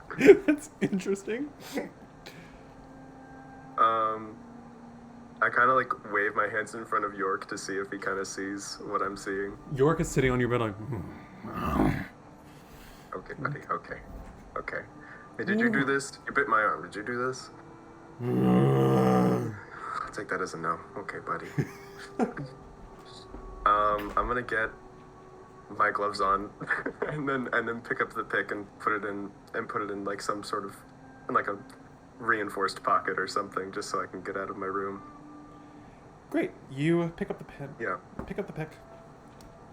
Pocket it, and you see the sort of shimmering energy is like kind of coming through even through the gloves. Yeah, this is okay. Well, I guess I should talk to someone about this. Okay. It's like about 6:30 in the morning, give or take. Yeah, I'll go out into the kitchen. I'll see if anyone's awake. You go into the kitchen and you see your father and your mother, Carolina and Rode, are sitting there with a stack of like drizzled pancakes and a single candle stuck on top of it. Happy birthday, kiddo! They stand my up. arms behind my back. Oh, thanks so much. They stand up. Oh, thanks. Happy birthday, Dakota. Thanks, Mom. Thanks, Dad. Come on, sit down. Yeah. I have to. No, I don't think I should sit yet. I woke up and my arms were. You show them the marks of that have appeared across your forearm, and your parents stop and look in awe. Kiddo, can you put your hands together? Like this. You kind of look in a mirror and kind of put your hands, kind of like line them up like this a little bit, and you see some of the lines connect to each other on your hands. You look and you see it is the insignia of a mountain that has appeared atop your hands. Yeah, I couldn't see the picture before. This makes sense. Yeah, okay. I put the what is it? What? We really did it. You cut out. I couldn't hear what you said. I said, we really did it. What? Pats you on the shoulder. I'm proud of you, son. And you see that there are tears shimmering in your father's eyes. Thanks, but I'm a little confused. Carolina, I think that's our sign. And you see your mother nods, stands up. Sweetie, we're going to go on a trip. What? I'll call your teachers. It'll be settled. There's something that your father and I have to show you. Okay. Okay. You're not in trouble. There's nothing wrong. Okay. This is good. She puts a hand on her shoulder. This is good, sweetie. Kisses you on the forehead. Come on, put a jacket on, and. Can I eat my pancakes? Or we're just gonna. Oh yeah, pancakes. And Pancakes. you sit down and eat your pancakes. in an anxious silence for the next 10 minutes. It's sort of like, it's good. They got strawberries, whipped cream, syrup. Mm-hmm. Okay. These are great. These are great. What is happening with my hands? Just eat slow, kiddo. This will all make sense in a second. Wait, a second has passed. Just eat your pancakes, Dakota. Okay. I eat the pancakes. Thank you. You eat your pancakes. Your mom passes you your like heaviest winter coat. Awesome. Awesome. As she gestures you to get into their kind of like their Goliath-sized pickup truck, and you drive off. Not you drive off. Your parents drive off. You see they're just like talking pretty like casually about like how you're doing in school, what your plans are with your friends later if you have any. Just like making small talk as if nothing big is happening. And after like 15 or 20 minutes, you look out the window and you see that they have pulled up, strangely, in front of the Olympic ski lodge. You guys wanted me to work a shift on my birthday? I mean, that's fine. I'll do it, but I shouldn't go to school. No, you are not working. You are not working. There is no work. Okay. It is your birthday. You are 18 years old and you are not working. Come on. Okay. He opens the door for you. You get out. Okay. The ski lodge is closed, empty. Your father pulls the doors open, and it is I'm not working. It's closed today. What am I saying? it is an empty ski lodge before you. You see your dad kind of walks over to the maintenance desk where you sometimes work. Gestures you to come behind, and you see it's the desk. It's the normal desk. Desk. It's just a normal desk. You see your father kind of like says, watch closely. He Okay. moves a mug full of like pencils and like sort of like extra things that is sitting on the desk. And you see it looks like it's just desk under there, but you see your father gestures you, put your hands down. You place your hands down and all of a sudden the desk illuminates. Lines like the ones on your arms appear all across the wooden surface to create the image of a sprawling mountainscape, that which overlooks Comet Heights. And you see where you place your hands. Make a history check for me.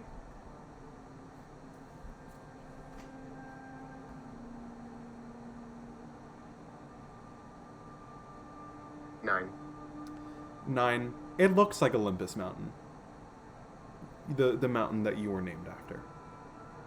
That your family is named for, rather. Give me a second. Gotta pull up some notes real quick.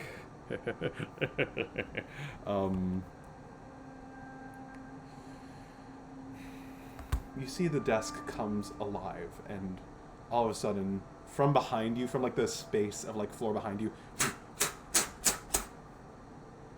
a series of wooden steps leading downwards appear behind you. So there's just been a secret break room that I could have hung out in when days were slow this whole time, and you guys didn't tell me. That's kind of rude. We thought now that you're of age, you should have access to it. Come on. What's happening? Follow me, dear. Your mother takes your hand and leads you down the stairs. And you see before you is an ornate round platform lined with like sort of kind of like a gate surrounding it, like a mountainous looking gate. It's kind of like jagged and rocky. It is made of pure stone. And Your father walks over to like a pedestal at the back of the stone, presses. You see your father kind of like gestures you over. He pulls down his neck, the neck of his shirt a little bit, and you see an insignia identical to yours on his chest. Kind of leans over, almost like kind of scanning it for a moment. Yeah, you got a much better position than I did, kiddo. As he does so, just like the desk, the platform lightens, and all of a sudden you feel it kind of moves backwards a little bit. Hold on tight, and begins to rise a little bit. Oh my God. Through like some kind of massive tunnel. And as you rise, it gets colder and colder. And you now understand why your mother made you bring that jacket. After waiting for what feels like 10 minutes, maybe, the platform stops very suddenly, and you reach a large, cavernous chamber. Make a perception check for me.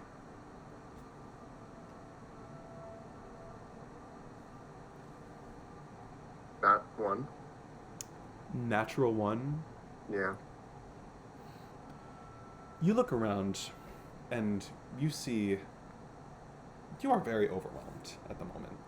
But Yeah, a little bit. what you can make out is you see a couple of ornate dark blue statues, busts of sort of like busts of heads atop pedestals, all lining a long hallway leading up to a massive statue at the far end.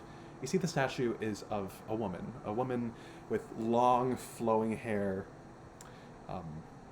wearing a powerful looking set of snow-covered armor, holding a halberd in her hand.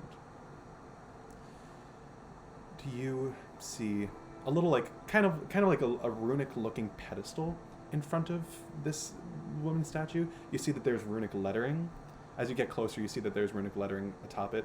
You can't think about the translation, what it means, but you kind of squint, even on a nat 1, you squint at the statue for a moment, and you see pulses of runic blue magic echoing not just at the statue, but all around the chamber. Like a million heartbeats echoing across the room. Your father walks up to you, pats you on the shoulder. Dakota, this is the first day of the rest of your life. I suppose your mother and I have a lot to explain to you.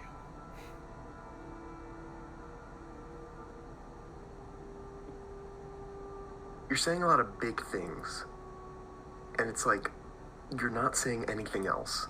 Like I need this a little bit more. We should probably actually explain to you what is going on. We've been very because I'm a little this is very a little confused. Honey, this is very we took a magic elevator that's apparently been in the lodge for years. Yeah, buddy, this is very big for us too. This is a very big deal. You know, we're very excited. We've been building it up since the day of your birth. Life-changing moment for me. All right. What is? I want to sit down for this. Their chair. There's. I just sit on the ground. I sit on chair. the ground. I sit on the ground. The easiest way to explain this to you, kiddo, is that when we say ski lodge, we don't always mean ski lodge. What? So, in what context? with the work that we do. So are you guys secret agents or something? We're not Russian sleeper agents, are we? Just let me explain. Okay. The Olympuses have been around for a long time. You know that. We've lived on this mountain for as long as Common Heights has been around. And we have history with this place. Lots and lots of history. It was a long time ago, and the details have become lost to the winds of time since then, but thousands of years ago, our ancestors were charged with protecting the town of Comet Heights from a great force. A force that proved exciting and dangerous to the people who practiced magic. For it was something unfamiliar and something that could not be controlled or manipulated through normal means. Something that we know now as the Arcane Mistral. Oh. Okay. You understand the Arcane Mistral is an unfettered force of chaos and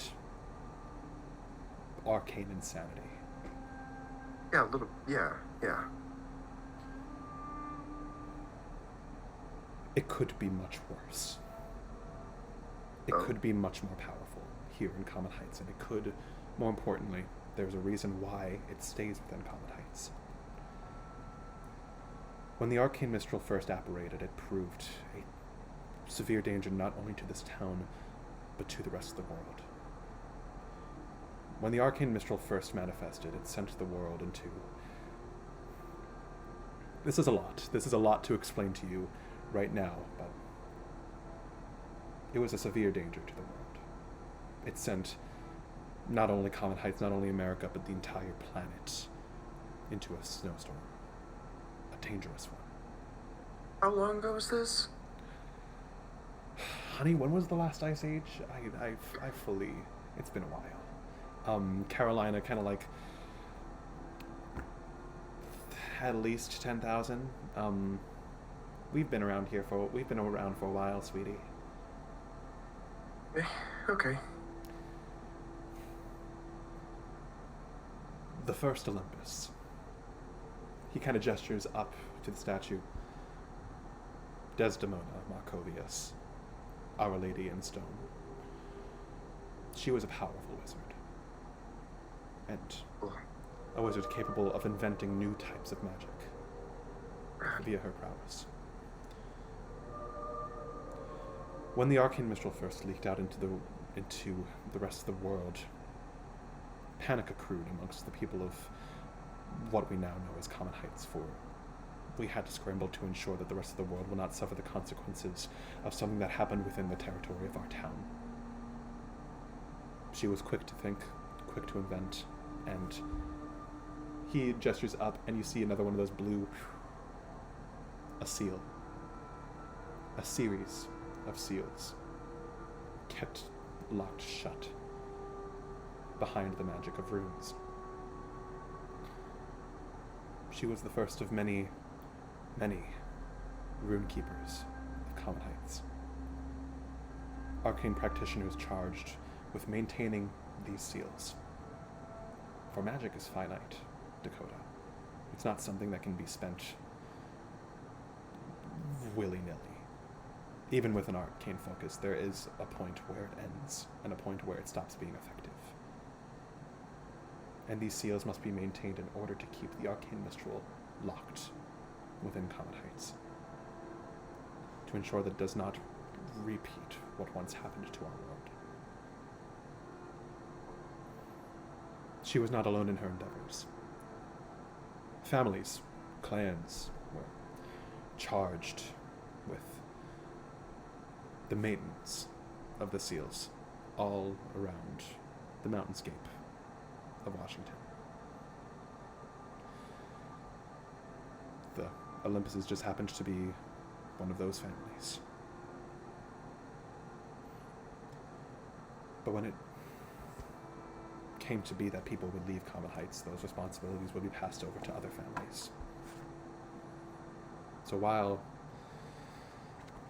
hold on, consulting notes. LOL.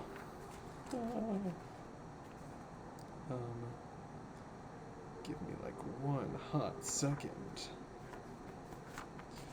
I can find them. Here we go.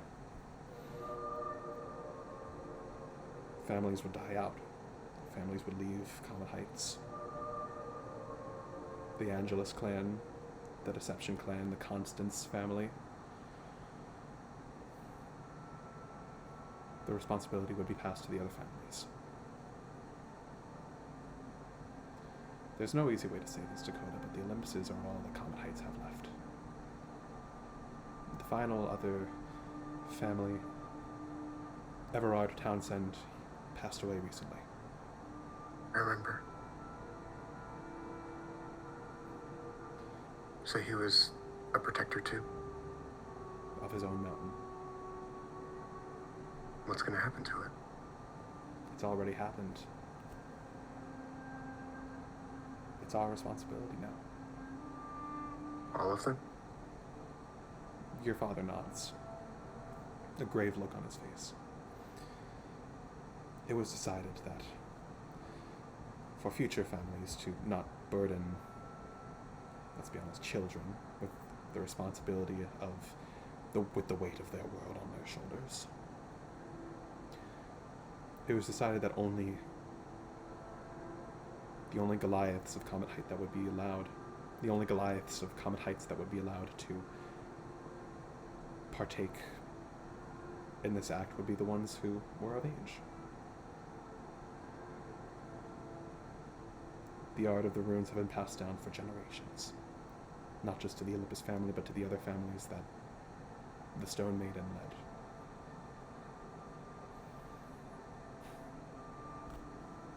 That barrier is all us. So while keeping the ski lodge is fun and all, it's not our sole responsibility or even our most pressing one. Oh. Aidan's back. I'm not. I'm just gonna turn off my camera. Bye, guys. Bye. Take care.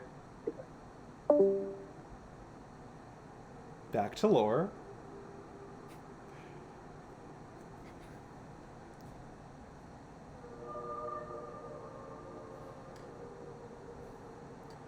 We are rune keepers, Dakota. That is the simple way of putting it. We are here to carry on the work of our ancestors, to ensure not only the safety of our friends and family here in Comet Heights, but the safety of the rest of the world. Right.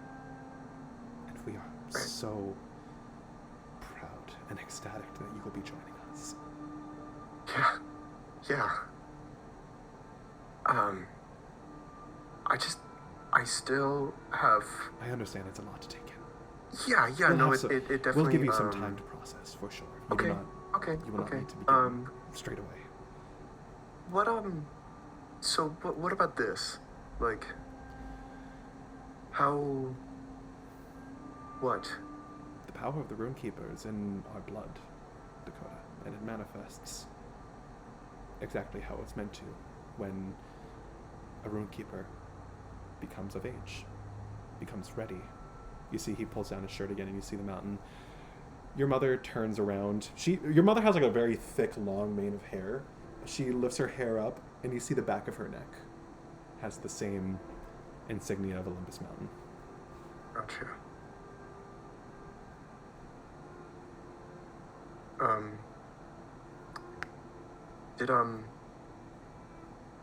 So, do I have to worry about, like, snapping my hands and a laser coming out of them, or is it just... No, it's simply... Okay. Consider this yours. It's really just a name tag. It's... Okay. As far as we know, I mean, this is the part that you might not be so thrilled about, but we haven't any clue as to what effects it could have on our magic, because part of the process of maintaining the seals is sacrificing not all, but a fraction of that magical power that manifests within us. Right. I mean, I wasn't really able to do magic before, so... Well, none of us do, but you may see some changes in the strength of your runes, but Okay. We know you are much more liberal with how you use them than we are, so we aren't exactly sure how that'll operate. I expect nothing serious.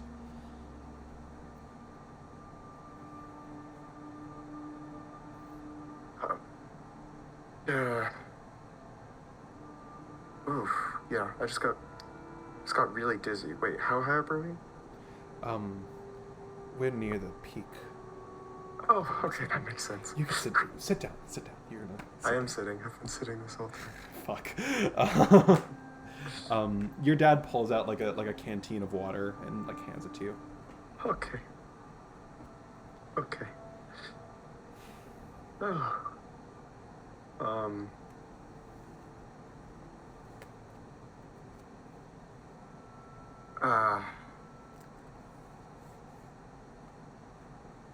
So, we're the only ones left? There's a reason why we've stayed here this entire time. Right. Yeah.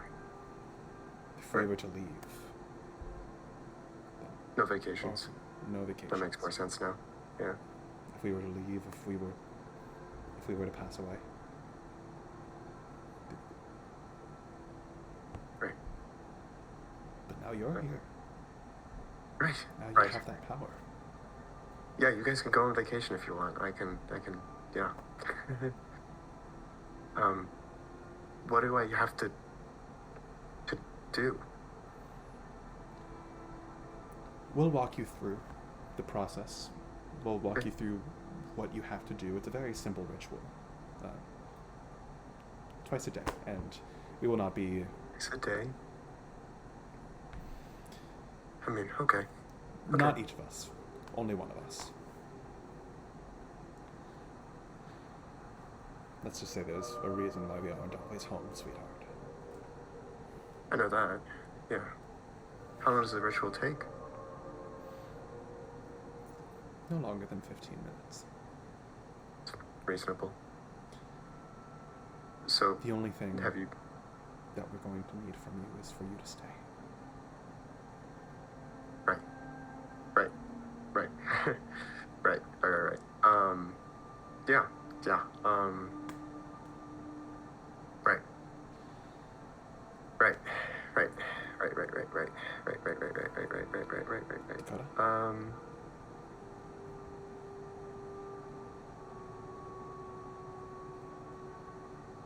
So, the Arcane Mistral, I'd have more questions. If it's contained, why does it make the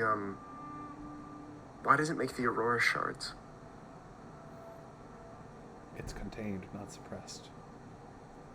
Right. And quite honestly, we don't know nearly enough about Aurora shards to know for sure. They're very dangerous artifacts. Right. So,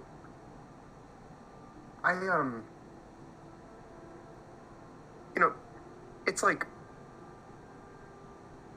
so, there've been a lot of, like, incidents happening around town, and I know I've told you about some of them. I told you about Elwoods, right? I told you about that? Yeah.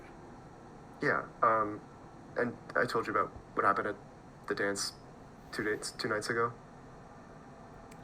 You did. And it's been worrying your mother and I because these things should not be happening. I don't think it's natural. Okay. And Dakota will reach into his pocket and he's gonna pull out. You pull out the pick and your father's like, Yeah. Dakota, what do you do? Is that... I took it from one of my classmates. Why do you have that in your pocket? Do you know how dangerous that... Put it down. Where else am I? I'm supposed to... I don't know what to do with this. Drop it. I don't know what to do with this. Drop it. You drop it. Hits the ground. You see your father, like, puts a boot on it and just slides it away from the two of you. Dakota, what do you think you're doing? I thought if anyone would know about this, it'd be you guys. But clearly you guys don't. So, Dakota's gonna walk over and put it back in his pocket. Dakota! His gloves on. I haven't touched it. I haven't done anything. I don't want anything to do with it. I'll find a place to stash it. I don't know. Dakota, you should give that pick to us, and we can turn it into a mist. Sorry, what? You cut out again? Dakota, you should give that pick to us. We can turn it into a mist. they'll have more of an idea of what to do with it than you. Doesn't it come from the mountain? Shouldn't we just leave it there? Perhaps, but if a child, someone at your school has procured it, then that is reason for concern. I agree. That's why I took it. But I don't even know if Amidst knows what's going on. Quite honestly. I talked to them about it. They didn't think anything of it. Not of this. I didn't talk to them about this, obviously, but the attacks, they don't see it. And then I found this. So I know that something's going on. Honey, if something's going on, then it's out of our hands. We can keep the From this mountain. What do you mean? We can keep the arcane mistral contained within Common Heights. We cannot control how powerful it is. We can do our best to suppress it, but it expends much more energy than we already are. And if we were to expend too much at once, it could be dangerous. It could actually kill us, Dakota. What do you mean? Magic flows through all of us, Dakota. Even if it doesn't appear the way that it would appear for someone else, like one of your friends. It is so instilled within us that he takes your hand.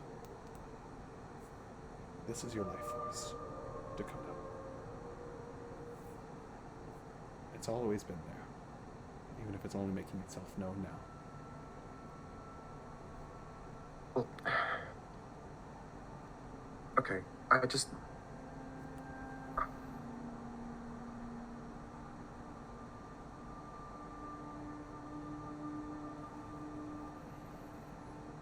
don't understand why you guys are helping contain it, but at the same time, you're not going to do anything about this. Dakota, we aren't gods. It's not our... Even if it's something we would do, we can't. The arcane mistral is a force so powerful, so beyond what should be possible with normal magic. And I know there's no such thing as normal magic to begin with. But that's what Amidst is for. It's for keeping people safe. The power of the arcane mistral has been ebbing and flowing for centuries. It seems that where there have been valleys, we are seeing a peak. No pun intended.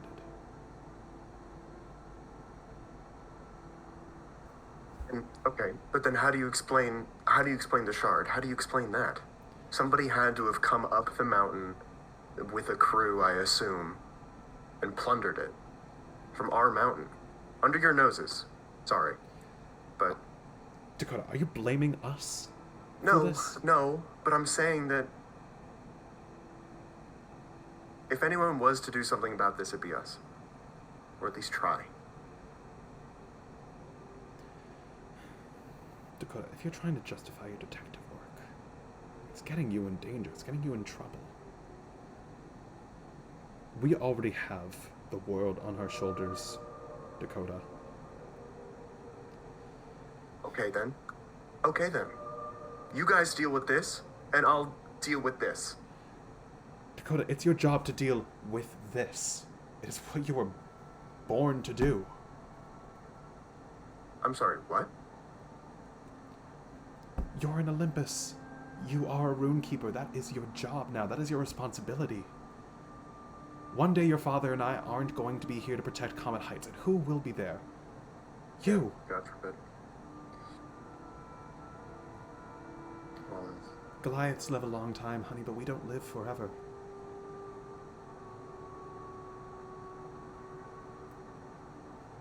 And the time is going to come when that torch will need to be passed.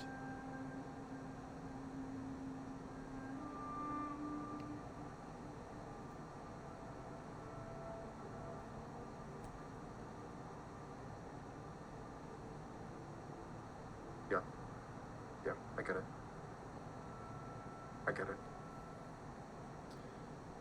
Honey, you are one with this town now. And I know it's not ideal. But your father, he made it work for all of his life. And, I signed up for this when I married him, but we can make it work.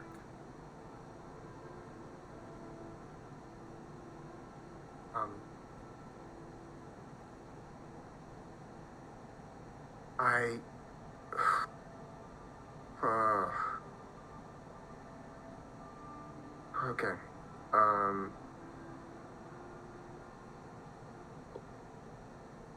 Yeah, so when do we do that ritual thing? Now might not be the time for you to try it, but she kind of gestures over to the statue, and you see your father walk up, sort of stand in front of the statue of Lady Desdemona, the Stone Maiden. You see his thing is now glowing through, his shirt, as you hear him say something in a language that you can only presume to be runic spoken aloud, and clap his hand against his sort of chest, and you see he slowly begins to rise off of the ground, and runic magic begins to swirl around him like a cyclone, his clothes and hair rippling around him. And for a while, you and your mother just watch as a million spots around the chamber begin to glow faster and faster until they're blinking at an uncontrollable light. After about 10 or 15 minutes, your father slowly falls to the ground, lands on his feet, and you see he is winded. You see that it's taken a bit out of him, and when he turns around, you see the glow is it's dimmed. The glow. Don't worry about me, kid. It'll come back by tomorrow. Don't you have to do that twice a day? Your mother's gonna take the evening. Okay. Yeah.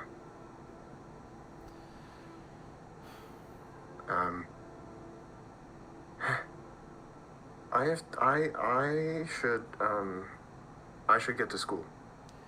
Is there another secret passage back to my house into the school that I should know about, or is it just...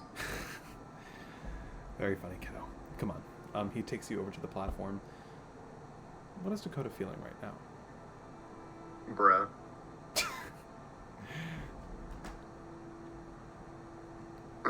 Just a lot of,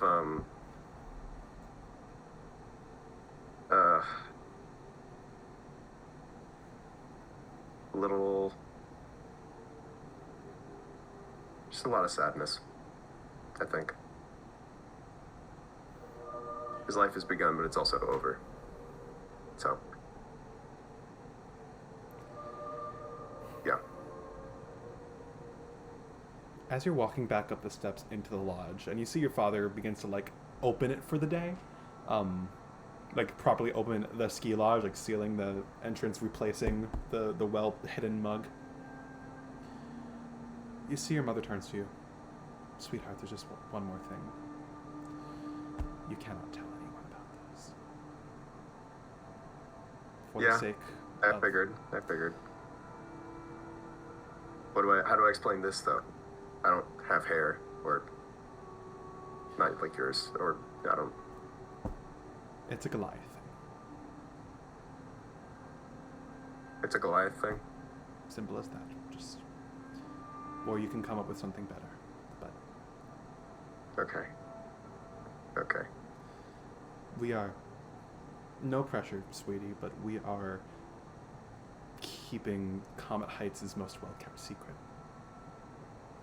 And even if an Ezra or a Sagas finds out, that could potentially be extremely dangerous. Right. Because if there are people who want to disrupt with the flow, then there are people who will take advantage of that. I have a friend who can read minds. Do you happen to have, like, anything that could, like, block that out, or... Your parents kind of look between you. Fucking Astrophel kid. How have you survived around any of the Astrophels? Smile and wave, kiddo. Right. Your father kind of like... we don't leave the mountain very often, Dakota. It's,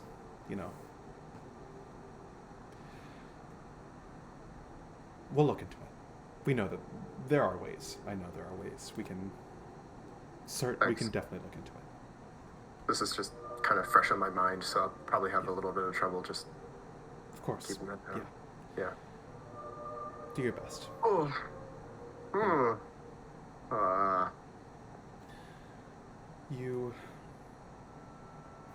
Your mother hugs you. I am so proud of you, sweetheart. Really. I'm so proud of you. And your father and I are so excited. But you don't have to go to school if you don't want. I know that this is a lot. Right. This is a lot. Yeah. I'll think about it. Sure. I mean, do you want to go to school? It is like we're getting there. It's like, oh, you mean, yeah, I'd love to go to school. Yep. He was thinking about something else. Yeah. Right. Yes. Yeah. Just clicked.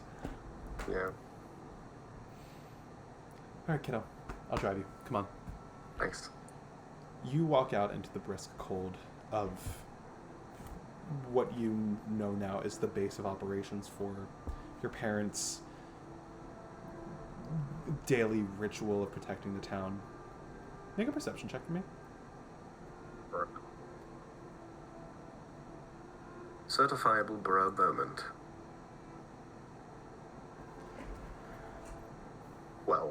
12. You walk outside for a moment, and you can see a figure standing a few feet away from the door. But before you can make out who it is, you blink and they're gone. And you feel a familiar, frigid chill rush up your spine. Okay. Yeah. Sweetie, are you okay? Yeah. I'm totally good. Okay, right. Again, you do not have to go to school. You do not have to. I would love to go to school. Maybe like we can go and I can like get different gloves, but yeah. You're gonna be just fine. Okay. She beckons you into the car, and you drive off. We are going to cut for a second. Is the music over? I think the music ended. No, it's still going. Sad. I still very much hear Skyrim. It's not letting me skip it. So. Make it stop. Anyway, so we are going to. We have one last scene prepared for today's session, and then we're going to call it.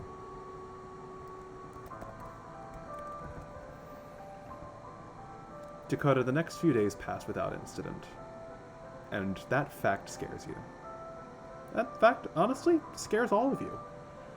You're so used to things happening that whenever things don't happen, it's always incredibly uncomfortable. But nonetheless, you have a few days to emotionally, mentally, physically recover and process the events of the last few days. As Dakota, you get like a nice birthday celebration, I think, even in spite of everything. Where your mind is during that entire celebration, I think is up to him. But nevertheless, the school week ends, weekend passes, and before you all know it, the date is November 8th, 2022. It is Tuesday. And you all walk into school knowing the stiff political air that has suddenly taken a hold of the school. Your parents are going to vote for their senators, and you're going to go vote for your class president. And it is incredibly funny that Aidan is not here, but we planned for this, so it is okay. Just gonna really quickly look something up. You all go through the school day knowing damn well exactly what's going to happen at the end of the day. And at around 3 o'clock, as your final classes are winding down, you hear the intercom turn on and you hear the nasally intonation of Deputy Headmaster Calvary. Good afternoon, students of the Claudius Ptolemy School of Inspiration. As you all know, we are going to be ending off the school day today by voting for the new, no longer interim, the new appointed president of the student body here at the School of Inspiration. Due to some unforeseen circumstances, some of our candidates have dropped out over the course of the last couple of months, so we only have two parties that you can vote for.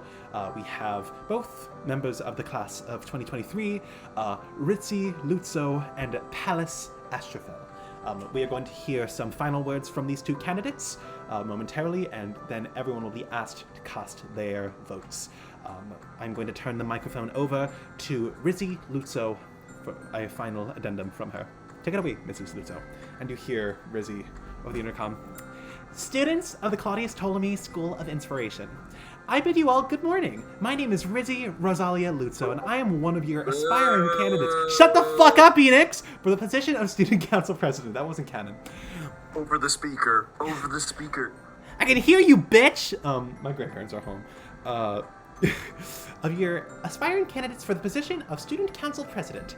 As the active interim president in the absence of last year's graduating class, I hope only to continue to manage and maintain the mantle of responsibility I have taken on for the student body, and to continue to serve as a figure of leadership for my peers here at the School of Inspiration. I can only hope my support for extracurricular activities and organizations, stronger communication between faculty and students, and reform for outdated history classes that continue to be taught at this academy, as well as my strong understanding in spellwork and my consistent responsibility as your interim president, can speak for itself. It would be a great honor to serve as your president for the remainder of the school year, and regardless of outcome, I wish nothing but the best for the student body, as well as for my competitor, Pallas. Thank you for your consideration, and remember, don't be dizzy, vote for Ritzy. You hear scattered applause in your classrooms and in your... Ritzy, vote for Ritzy? How have I never heard that before? Yeah. Thank you very much, Mrs. Lutzo. I'm going to turn the microphone over now to Mr. Astrophel. Thank you very much. As I am sure you all know, I'm going to be taking the role of Pallas for just this moment. As I am sure you all know, students of the Claudius Ptolemy School of Inspiration, my name is Pallas Astrophel.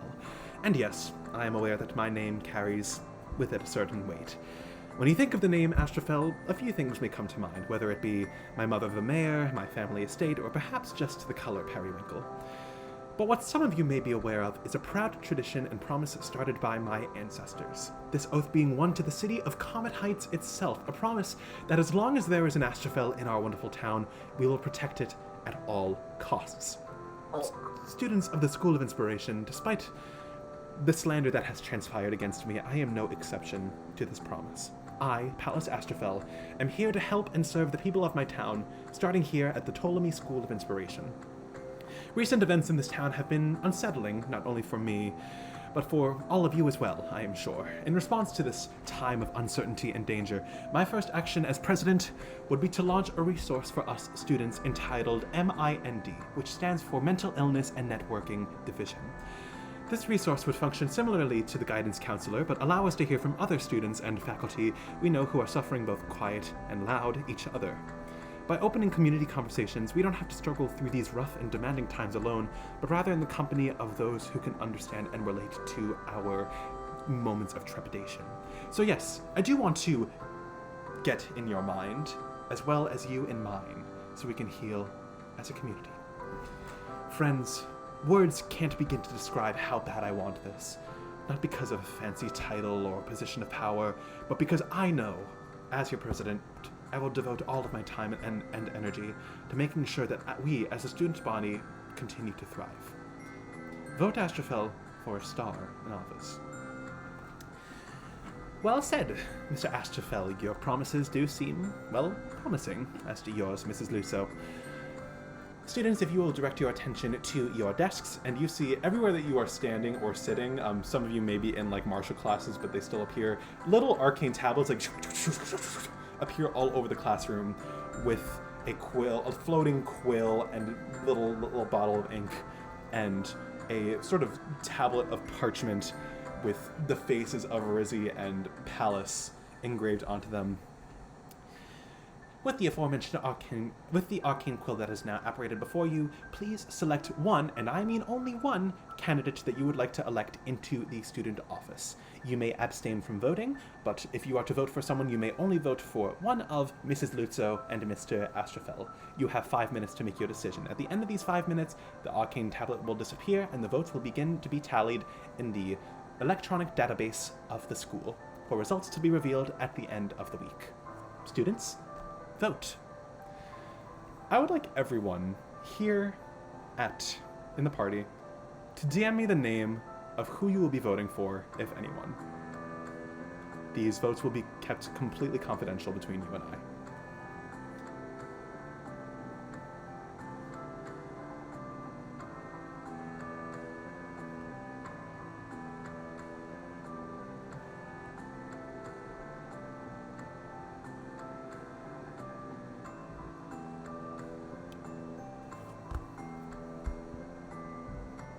See, I would have like actual ballots printed out if we were in person. I was really hoping to do this like during that last session.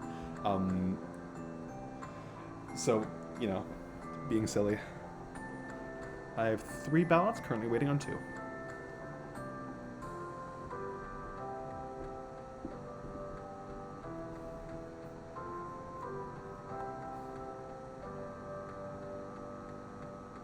Hope you enjoy the Night in the Woods OST. This is going to get me copyright claimed on YouTube.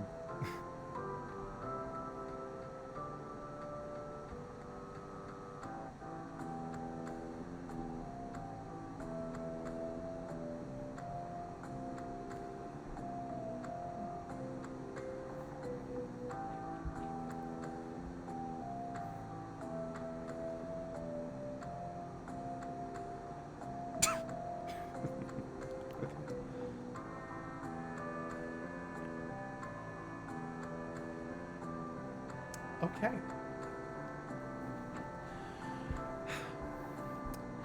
You all make your votes. You all cast your votes, and the tablets, after some time, disappear. You hear a couple, "Oh, I didn't get to vote," around one of your classes.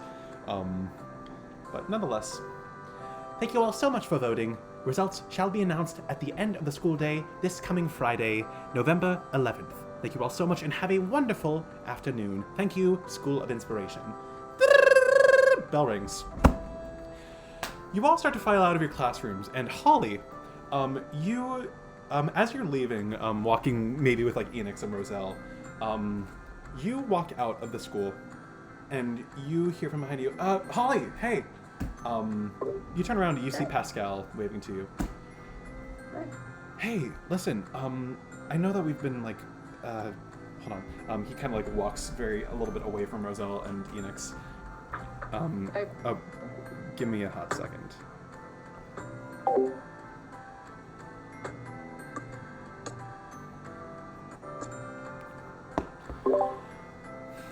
Listen, I know that we like talked about this a couple nights ago. Are you free tonight? Are you doing anything? Yeah, I'm free tonight. Great. Would you want to like maybe get dinner tonight? Yeah? I would love that. Yeah. Cool. Okay, awesome. Okay, yeah, we could just meet at like, do you want to say like Firebolt? We can go into town? Okay. Okay, great. Listen, I just wanted to catch you before I left. I'm gonna be working with Lazaro here in the computer lab until then. Do you want to say like 6:30? Yeah, sure. Great, okay. I'll text you when I'm done, and I can just meet you halfway. I'll let you know. Okay, awesome. I will. I see you. I mean, I will see you. I mean, fuck. Bye. I mean, they run back in. Yeah. I join if they're still there. Like, if I still see Enix and Roselle, I join back with them. Hey, what's up? So, I think I have a date tonight. Oh my god. I'm just hanging out with Pascal. Oh my god, we have to go to your house. We have to know what you're gonna wear. Okay, yeah, I'd like that a lot. That'd be really great if we could. Thanks. You have a great fashion sense. I know, thank you. All right. You guys head home together, and you go to Holly's house, the three of you. You guys spend the entire afternoon planning out an outfit, talking about what you guys are gonna do, and the time goes by ever so slowly as you wait for that text. You guys are there with her until that 6:30 mark, and the time. Hold on. Oh, please, please, please, please, please.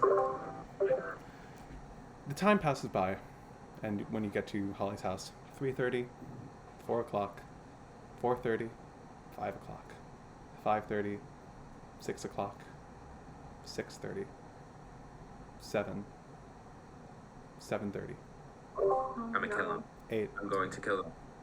I'm gonna kill them. By 8 o'clock, you haven't heard from them. I message. Hey, what's up? Are you okay? No response.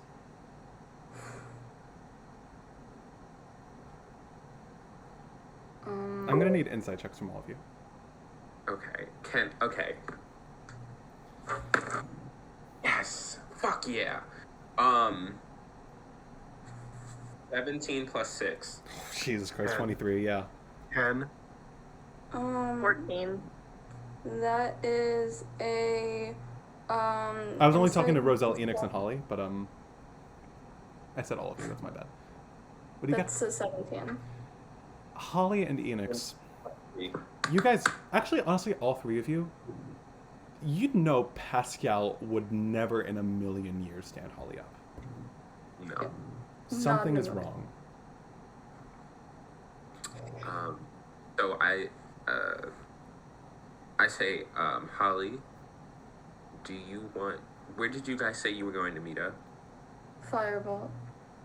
We should go to the Firebolt and then maybe check his house. Check their house if they're not there. Yeah. All right, you guys, Noelle drives you guys to the Firebolt. Pascal is not there. Can I look around to see if there are any signs that Pascal was there? You look around, nothing. I guess then we should go to the school because that's where they last Are were. you guys texting right now? Like in the public group chat? We so should. That's No, actually. Yeah. Because I live next to the. I live on the mountain. So then, I don't feel like typing it, but I'm just gonna. Yeah, just say it. I need to wrap up really soon. So we say, hey Dakota, can you check out if Pascal's at their house? We haven't seen them in a while, and they said they would meet up with us or with. You mean the computer lab? Yeah. Okay, I thought you said sorry. Yeah, I'll go check him. Yeah. Dakota kind of quickly drives over, I guess. You drive over. You see no one is home. Pascal's parents are out. Don't you mean? I thought they weren't checking the school. I thought I was checking the school. Oh, I thought Dakota was checking the house. I live on the mountain. Good point. Okay. I have to be somewhere at exactly 4 o'clock, so I'm actually going to call it for today. But we will continue off on the cliffhanger. I'm so sorry. Thank you guys so much for a fantastic session. I hope you all have a wonderful rest of your day. We will hopefully meet again soon. I don't think next week, but for sure soon. All right. Bye, guys. Okay. Bye. Bye.